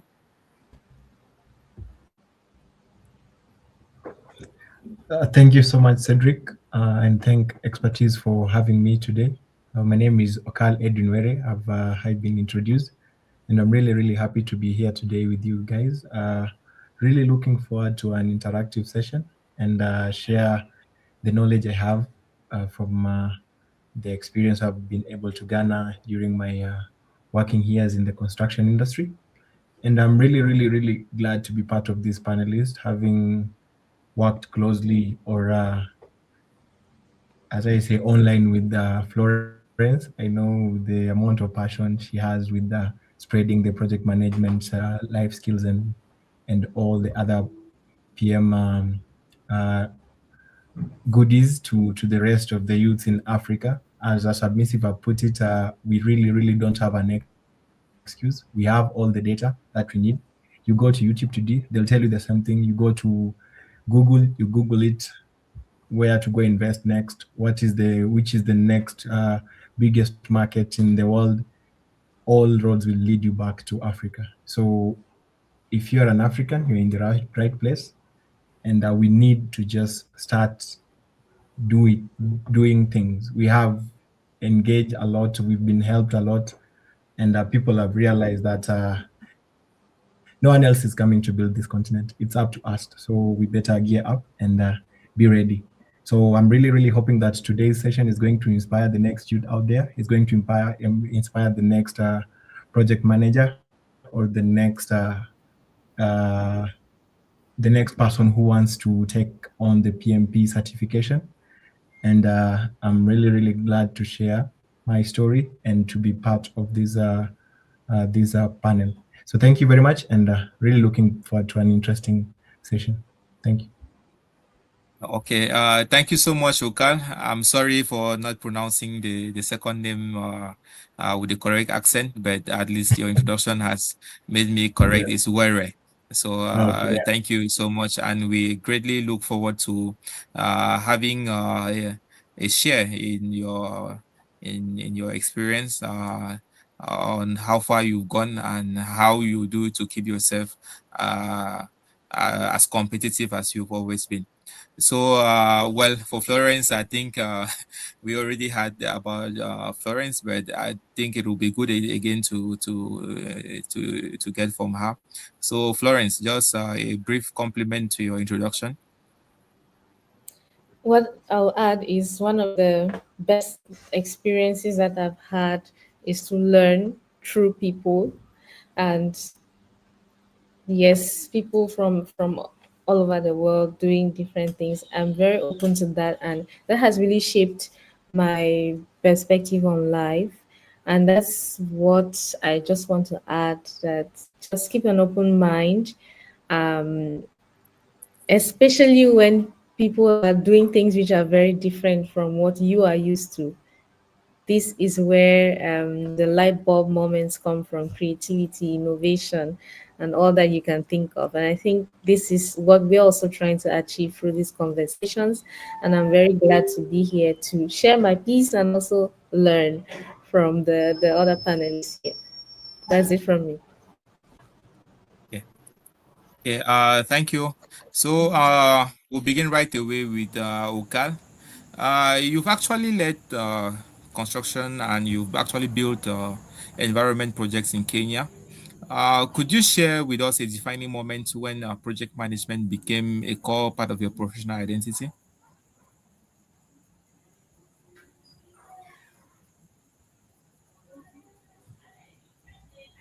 Sorry, I was on mute. Thank you, Cedric. A defining moment in my project management career would be, I'll say 3 years ago, when I was now promoted to being the project manager of the site we were running.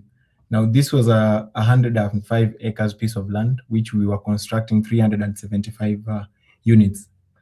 I'm originally from a coastal region called Mombasa in Kenya. So the company was from Nairobi, and it was their first time doing an investment in Kenya. And it was a 7 billion Kenyan shillings investment. That was a very, very huge investment, and it was a very big challenge. 3 years ago, I had an experience of 7 years. Part of that 7 years experience was 1 year freelancing, because immediately after my college years, I joined a company called Cost Building. I did work there for 2 years, and I decided to do freelancing. So part of that 7 years experience I had was 1 year off the employment cycle.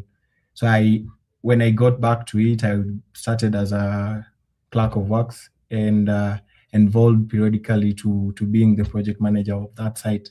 Now, it was pretty difficult for me because I was a builder. I was someone who was used to actually executing things on site.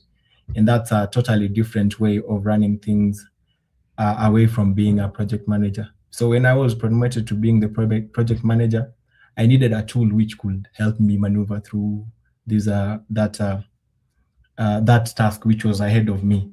Now, it was very tricky because we had pressure. Running a 105 acres piece of land, we had like 1,000 workers in a day. And we had a team of around 20 guys in the office. The rest were, construction is normally comprised of unskilled labor. So timelines were always tight. Schedules were always very tricky to adhere to. All stakeholders everything was in shambles, and we were still delivering. So I took it upon myself. I needed a tool that could really, really help me align whatever was going on. We were delivering, yes, but how were we delivering these things? Because a project is something that had a start and a finish. That was pretty obvious. But what happens in between the two is what really determine how that project is going to end. So I decided to do my certification, and after that, with doing PMP, taught me one thing. Being a project manager is not all about paperwork. You just need to lead your team. I heard someone saying, as a project manager, you build a team, and then you let the team build the houses you are doing. So it gave me leadership skills, clarity, and accountability. That's one thing we didn't have. Now, me having those was one thing, and then now my team, which we were still working with, did have all those. So it was again up to me to ensure that the rest of the team who we are working with are all equipped with these skills. So after doing my certification, it became easier for me, but then difficult for my team. But still, again, with the project management life skills, you have every resource with you. So you can easily go online to the institute page. You'll find every tool you need to run a site. We went, created a PMO office. It started running. And we realized whatever we were missing was just clarity in communication. Clarity in communication where you assign a task to someone and it's not complete, and then you start complaining of why the task is not complete, not knowing that you needed to guide these guys and ensure that as a project manager, you're there as a servant leader. You need to show them how we getting to the next stage, and the guys who are there will always get inspired and start seeing that if things are working out and they're working out in a very, very structured manner, why don't we just align to it? It became easier. We moved from now just talking to clients to updating them prior to whatever questions they had. Everything we did was documented. Previously, we did not document anything. All the lesson learned from a single house constructed was documented somewhere. That really, really reduced my interaction time with the rest of the team, because now if a problem had cropped up and a similar problem had been tackled a few days or a few months or a few years ago, because it's the same houses with real estate, with a master gated community, you are constructing basically the same house types. We had like 6 house types. So these 6 house types, these houses were supposed to be 365. So at any given time, you're just doing repetitive work. But then again, with the repetitive work without structure, we're not able to execute it with the ease, with the correct budget, with everything. So we clarified our scope and roles. We planned sequence on how we are going to execute things. We improved our communication, and we managed the risk and stakeholders. And the best part, we introduced a agile way of management in construction, because we had also learned about agile. It was very tricky at first to use it in construction, but trust me, it did work for us. And that evolving from now being just a normal builder to a project manager who is certified, that really, really created a defining moment in my project management career. Cedric, I hope I've answered your question. The answer has been very exhaustive, because at least it dives us in and transitions to your motivation already, to being a trainer and a mentor at the level of the Kenyan chapter. And it's quite an impressive an impressive takeaway. At least knowing that you already acquired the skills, but that your team also needs to have the same skills, and you have that as a motivation to be able to train them, and not only training them, but training other future project managers in Kenya. So that is very interesting, and it's so inspiring. I would like to ask Submissive, given that he has spent so much time at the level of the IT sector. It's been over almost 20 years that he has been working in the IT sector. We would like to know, with all this experience, how did the PMP or certification enhance your role in the IT and tech space? Yeah, hello, Cedric. Can you hear me? Can everyone hear me? 5.5. All right. Actually, the turning point in my life when I realized that PMP was the way to go, I came in October 2013 when I was employed by an IT services provider in Cameroon, in Douala. And this IT services provider had the headquarters there in somewhere in Douala, Kumasi, but had branch offices in the CEMAC zone, in Chad and everywhere. The countries of the CEMAC we know. And their principal way of operation was going in for bids for projects, winning projects, and doing these projects for their clients, for their potential clients and for their existing clients. And they had heavyweight clients, like you can imagine Mbiatat being one of them. And so I was employed as manager of pre-sales. In fact, they were bidding for a project with the Cameroon Airlines, so I reported to Douala at the time. And one of the elimination criteria was to get a member, someone among their employee who had a professional certification in, in computer networking infrastructure from one of the leading vendors at the time, Cisco. And that's how they came for me. From October 2013 to February 2014, Cedric, I was promoted to manager of pre-sales, handling all projects for that organization in all the CEMAC regions. And I had the responsibility of managing 12 engineers, IT engineers in different domains, and specializing with different vendor technologies like IBM, Dell, we can name them. And so one of the greatest challenge, or one of the most challenging stakeholder, in my space, were my own very colleagues, those engineers. Being in a very sensitive cultural, socio-political environment, they did not understand why I was made a manager over them when they had been like 5, 6 years, working for that organization. I came newly and I was made the manager. And so I had the challenge of dying to myself and getting the team focused on achieving the goals of the organization. And so, the change management, from the people's side, getting their mindset focused, on doing the work and promoting the company instead of focusing on me as an individual.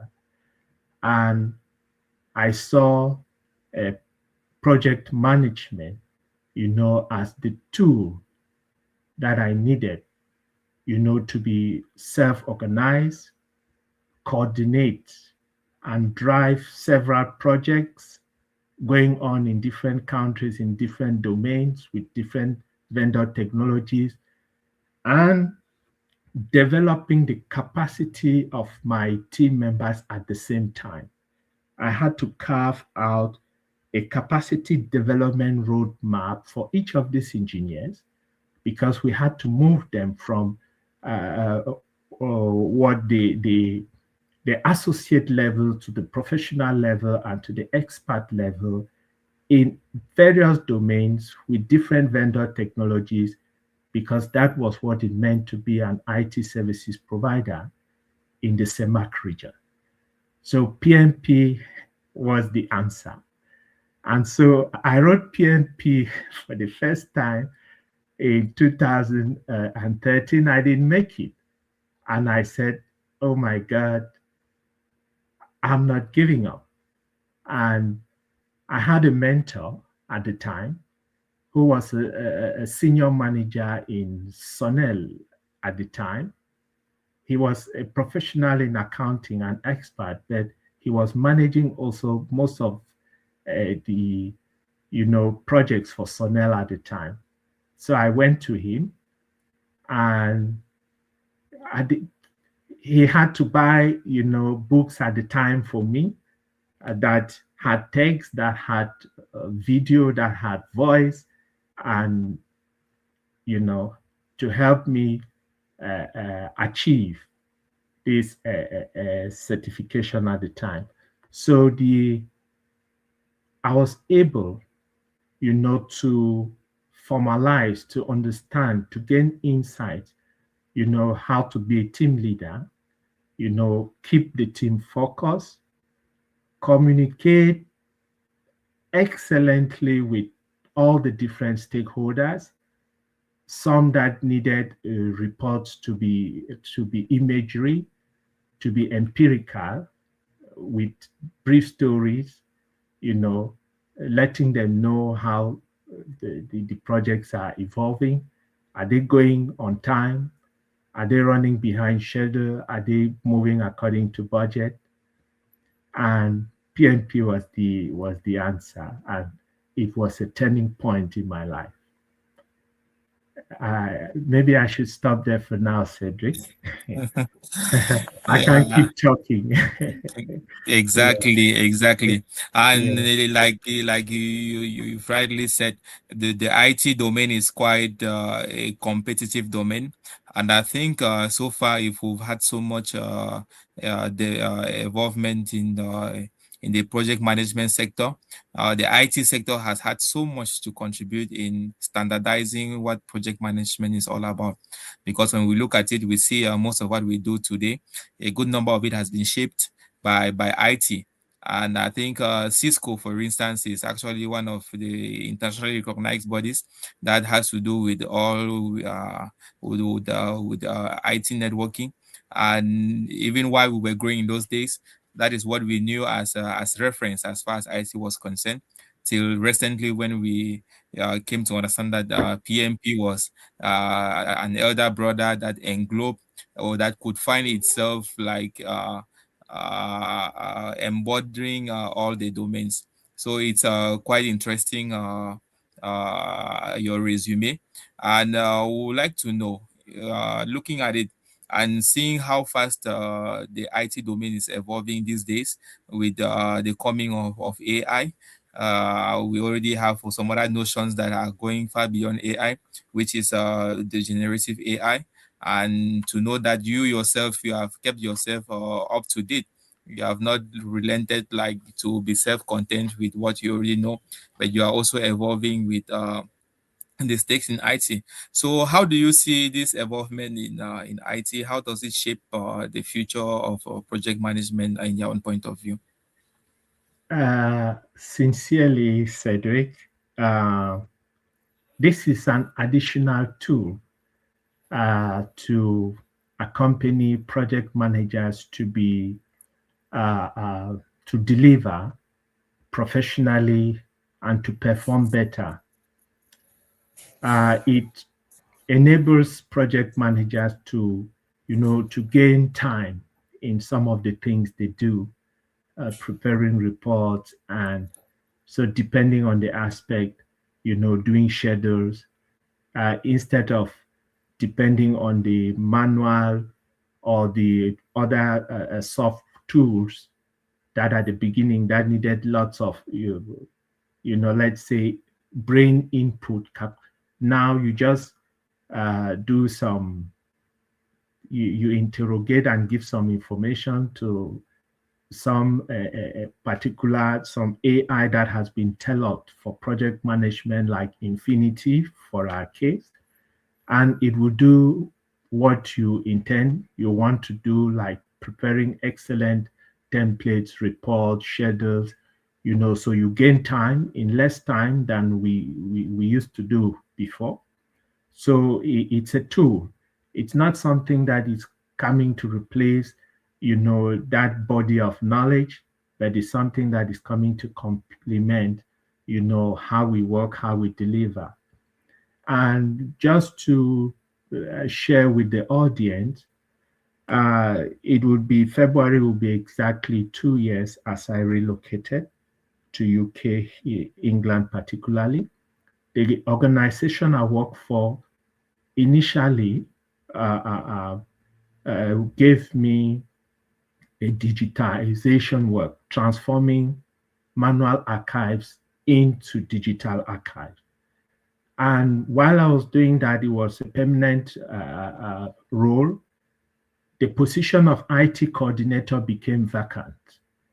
And, it was published, and they have been interviewing, people have been applying. But someone within the executive, the board of directors, had to tell the operations manager to tell submissive to apply because I didn't apply. And when I applied, I was successful. And this 1st December, they gave me a letter of intent that they are offering me the position of IT coordinator. And I'll have to start onboarding and handle the archive work when it finishes by March or by December. Then I'll be full-time IT coordinator.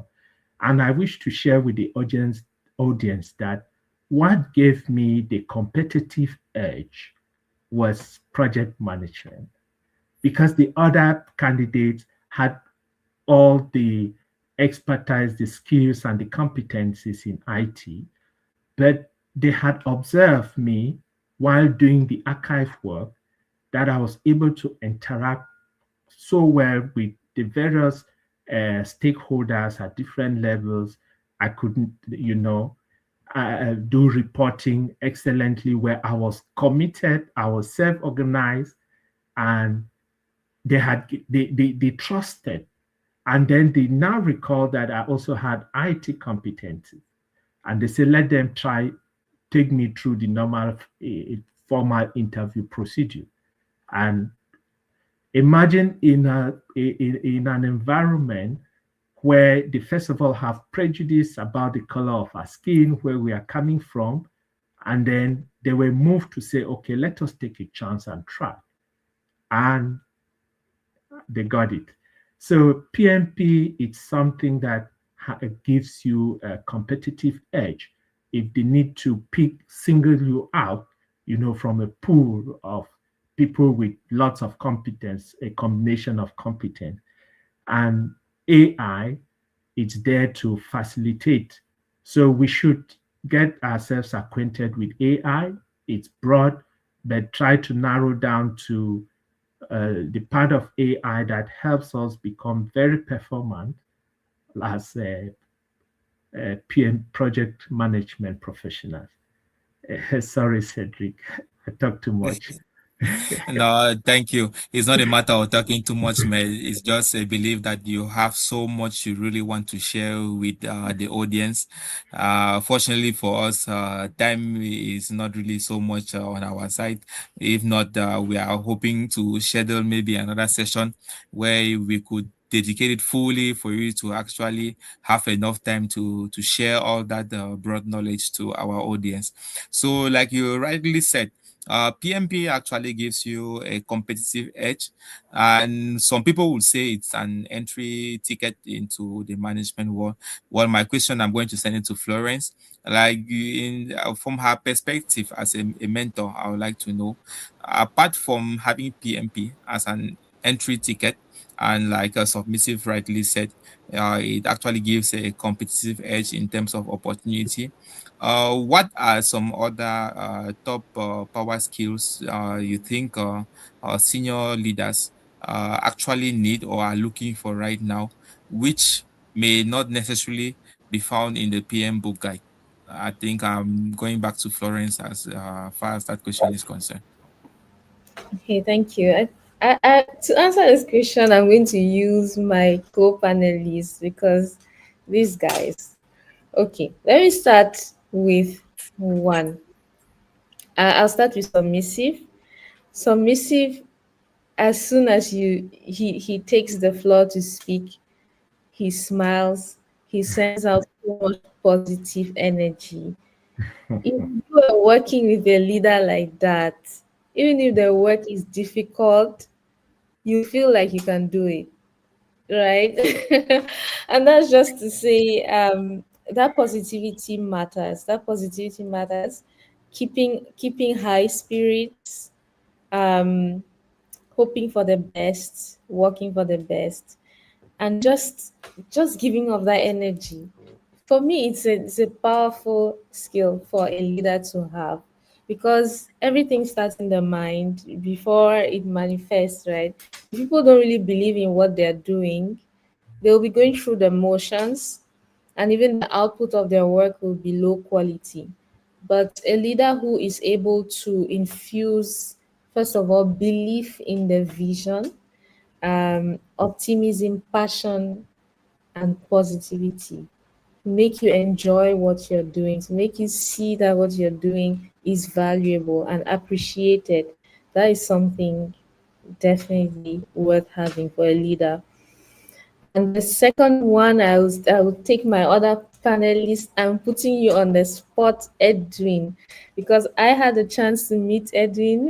We met in Kigali last year for at a conference, and he received me in Mombasa. He actually showed me his workplace. I had a chance to meet some of his colleagues. One of them, and this guy was saying so many good things about Edwin. I didn't tell him at the time, but he was saying so many good things about Edwin and how much of a great leader Edwin is because of the amount of respect and care that he was able to give this guy. So behind your back, your collaborators can say good things about you because you have treated them well. You have treated them well. You've given them the respect, excuse me, respect and dignity that they deserve and the care. Um, and I think people resonate a lot with that. So this is another skill that I want to highlight for a leader, being able to show genuine care and respect for your people, even as you do, even as you do the hard, difficult work of leadership. So a shout out to you, Edwin. You may guess who I'm talking about. I'll not mention their name, but definitely you've left a very good impression on your people and a very good impact. So I think leaders should have that level of care for the other, because people sense it when you really care, and people sense it when you're just pretending and you're using them, and they'll respond accordingly. It's all about what they say about you behind your back, right? And the last one I would say is your ability to, excuse me, back up, your ability to manage conflict. And this is from my experience having made all the mistakes, because I personally I'm someone who doesn't like confrontation and conflict, but as a leader you need to do it. And there's a way to do it. There's a way to do it. If you do it properly, you build teams that are able to express themselves without fear of repercussions, to be able to say, we are not fine with this or that, we disagree, I disagree, but doing it in a respectful manner. Because you need to address conflicts, you don't avoid them, you face them, you manage them, and you get to a solution with your team, even with all the negative emotions that come with that. So this is one of the things definitely that a leader should have. May not have been said directly the way I've said it in the PMBOK guide, but these are three aspects that I think leaders should have. One is the positivity, the optimism, and the second is the care and respect for your people, and the third is your ability to be bold enough to manage those conflicts and manage them well. Okay, back to you, Cedric. Okay. Really, I'm so very much glad to share the panel with you. There is so much insight from your experience and your ways of doing things. Like you said, submissive smile could not really go without being noticed. And I want to think it's actually contaminating the whole panel, and it's actually something that drives positive energy along. And like Florence rightly said, we used to have some teachers in those days that when he's punishing you, he's smiling at you, and I know that yes, I actually deserve what I want. But shortly afterwards, you still get back and you work with him, and you people get the acquired results. So I think it's actually something very, very good, and something to take along. Like you said, another power skill was the ability or the boldness to be able to face a risk. I would like to come back to submissive, like to know, given that he's in the IT sector, we know how much cybersecurity challenges have been recently to most global industries. I want to know, given your PMP certification, and in terms of risk management, we also have to see how the stakeholder expectations get into it. How have you been able to, to wave through that to be able to maintain your professional credibility?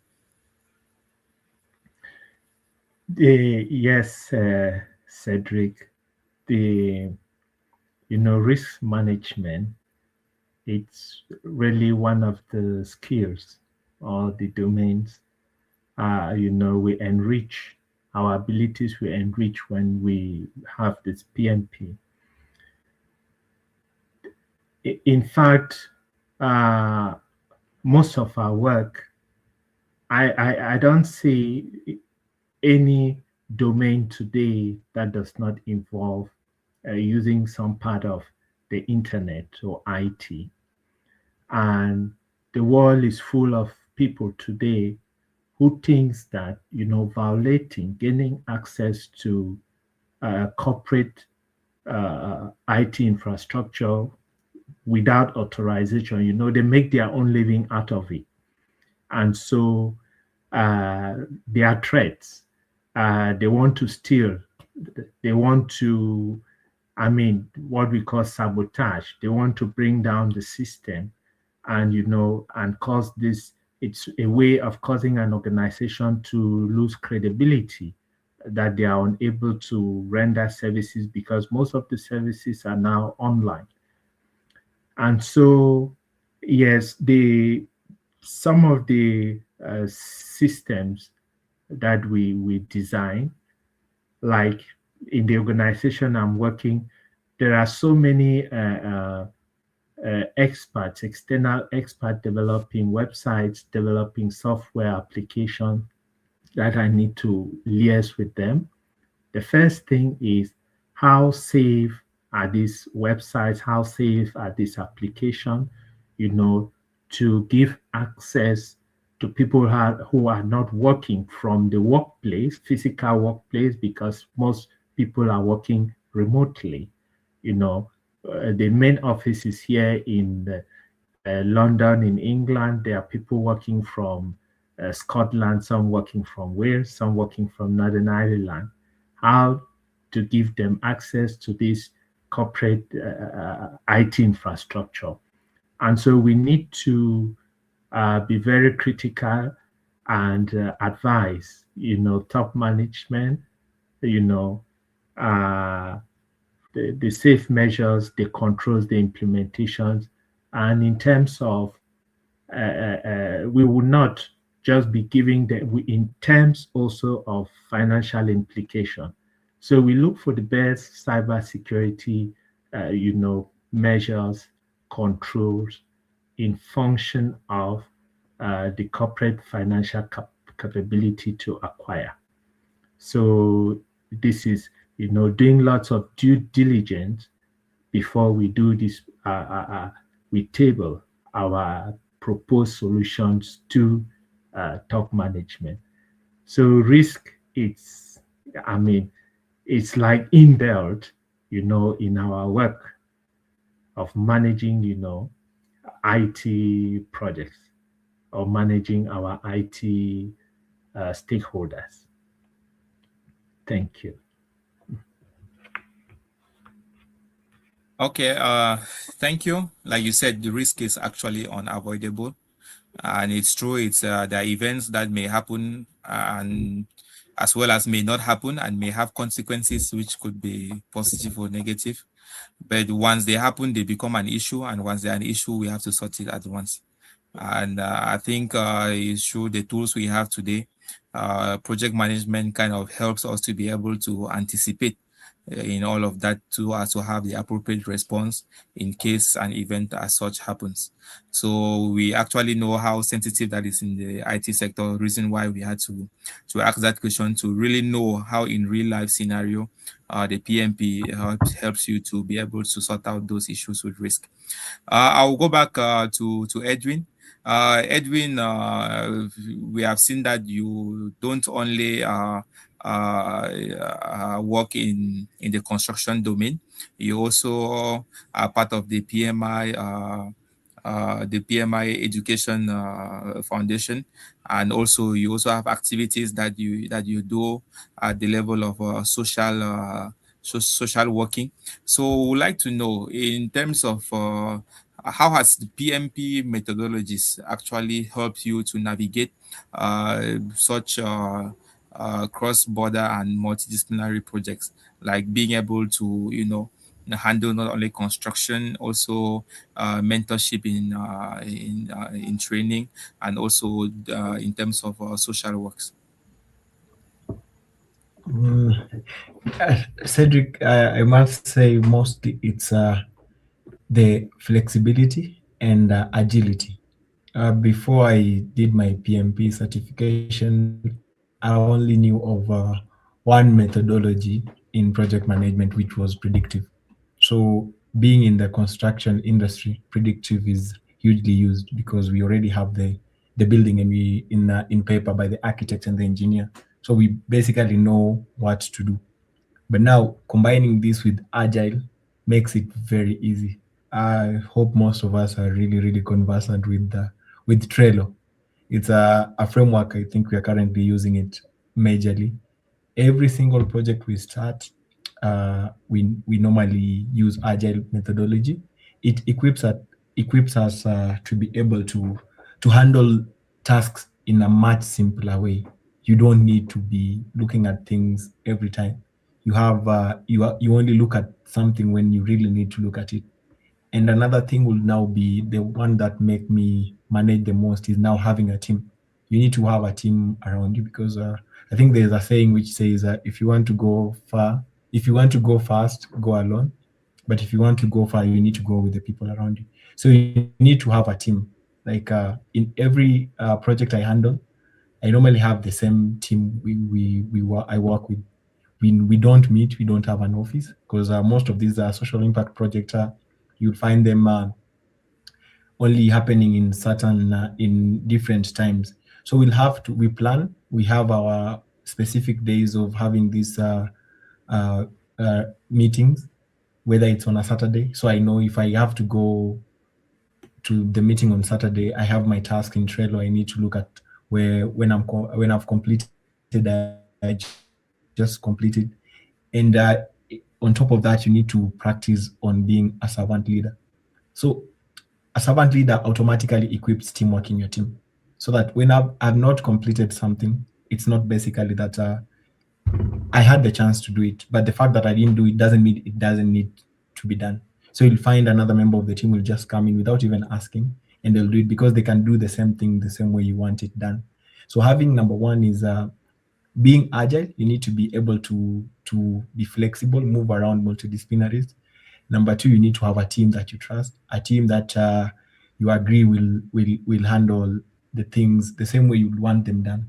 Maybe to give you a very brief background, I wasn't really a team player. Sorry to say, when I started off, before I even did my PMP, I used to handle most of the things because there was that risk of having to submit something that you've not done, something that is something most of us normally have. You want to submit something that you have not done, you have let someone do it, and then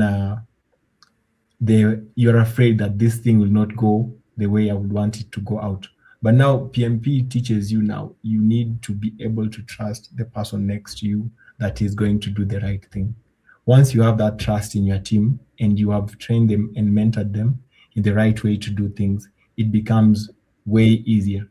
I think when growing up as most millennial, you watch a movie which used to call Rambo.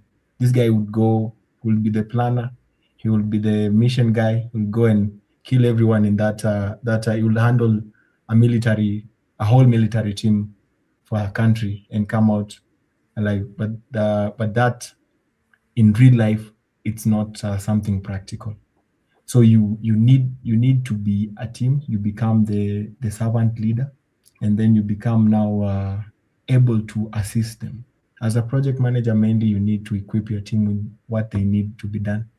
So I'll move around. I'll make some certain decisions, but most of the work we are doing together as a team. When we sit during the meeting, we just go through things that needs to be done, and this is very easy because it can really, really help you manage projects which are not even locally in your local vicinity. You can handle projects which are abroad.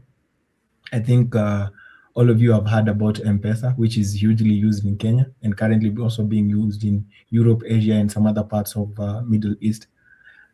The servers for M-Pesa were in Germany, and these guys still managed to run the whole thing away from Germany. So whatever methodology they were using was agile. So basically, you need to be agile and have a very, very good and robust team that you can really work around with. I think those are the key takeaways for your question, Cedric. Thank you for that. Okay. Thank you so much. The technical team, we are having some issues with time. So we really want to appreciate the time you've taken out to, share with us. We are hoping to be able to create another session where we are really going to have enough time for you to actually share on your personal experience and your perspective for PMP in Africa. So I would like to return to the panel in a single phrase. If there's one takeaway phrase you have for our audience, for those watching us, those who are already PMP certified, those who are still aspirants, in a phrase, if you could have a key takeaway phrase, it will greatly appreciate.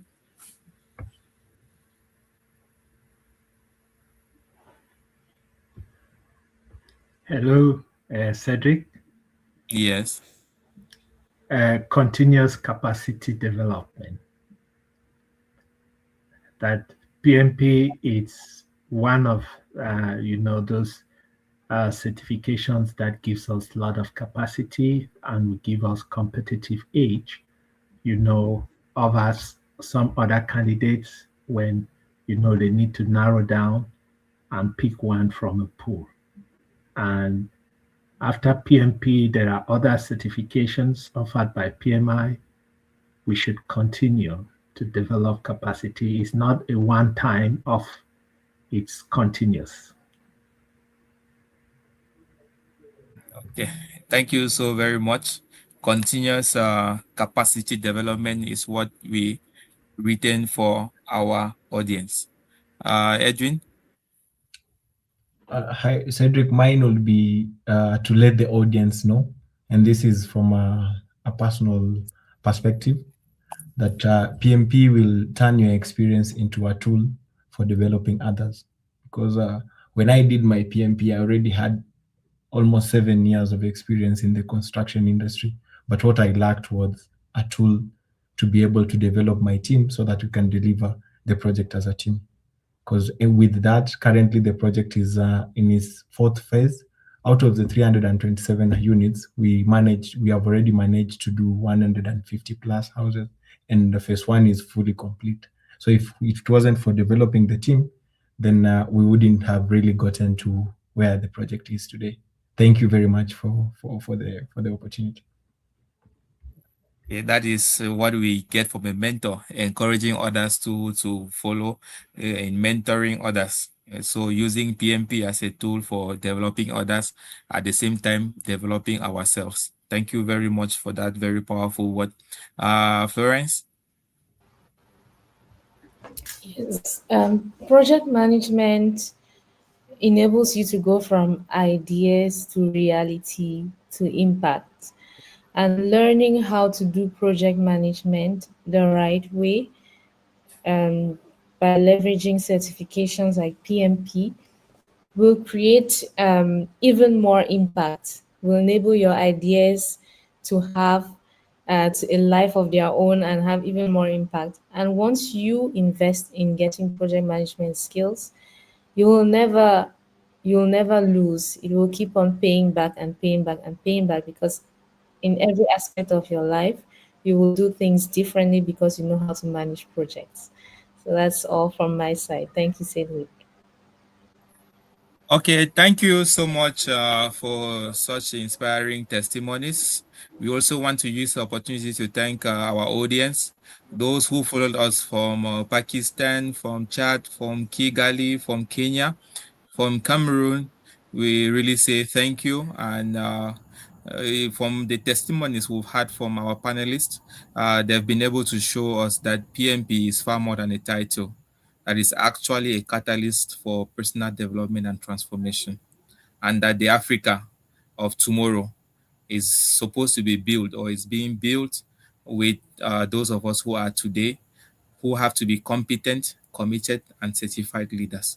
So if you are ready to embark on the PMP adventure, it's just been normal to contact us as at expertise.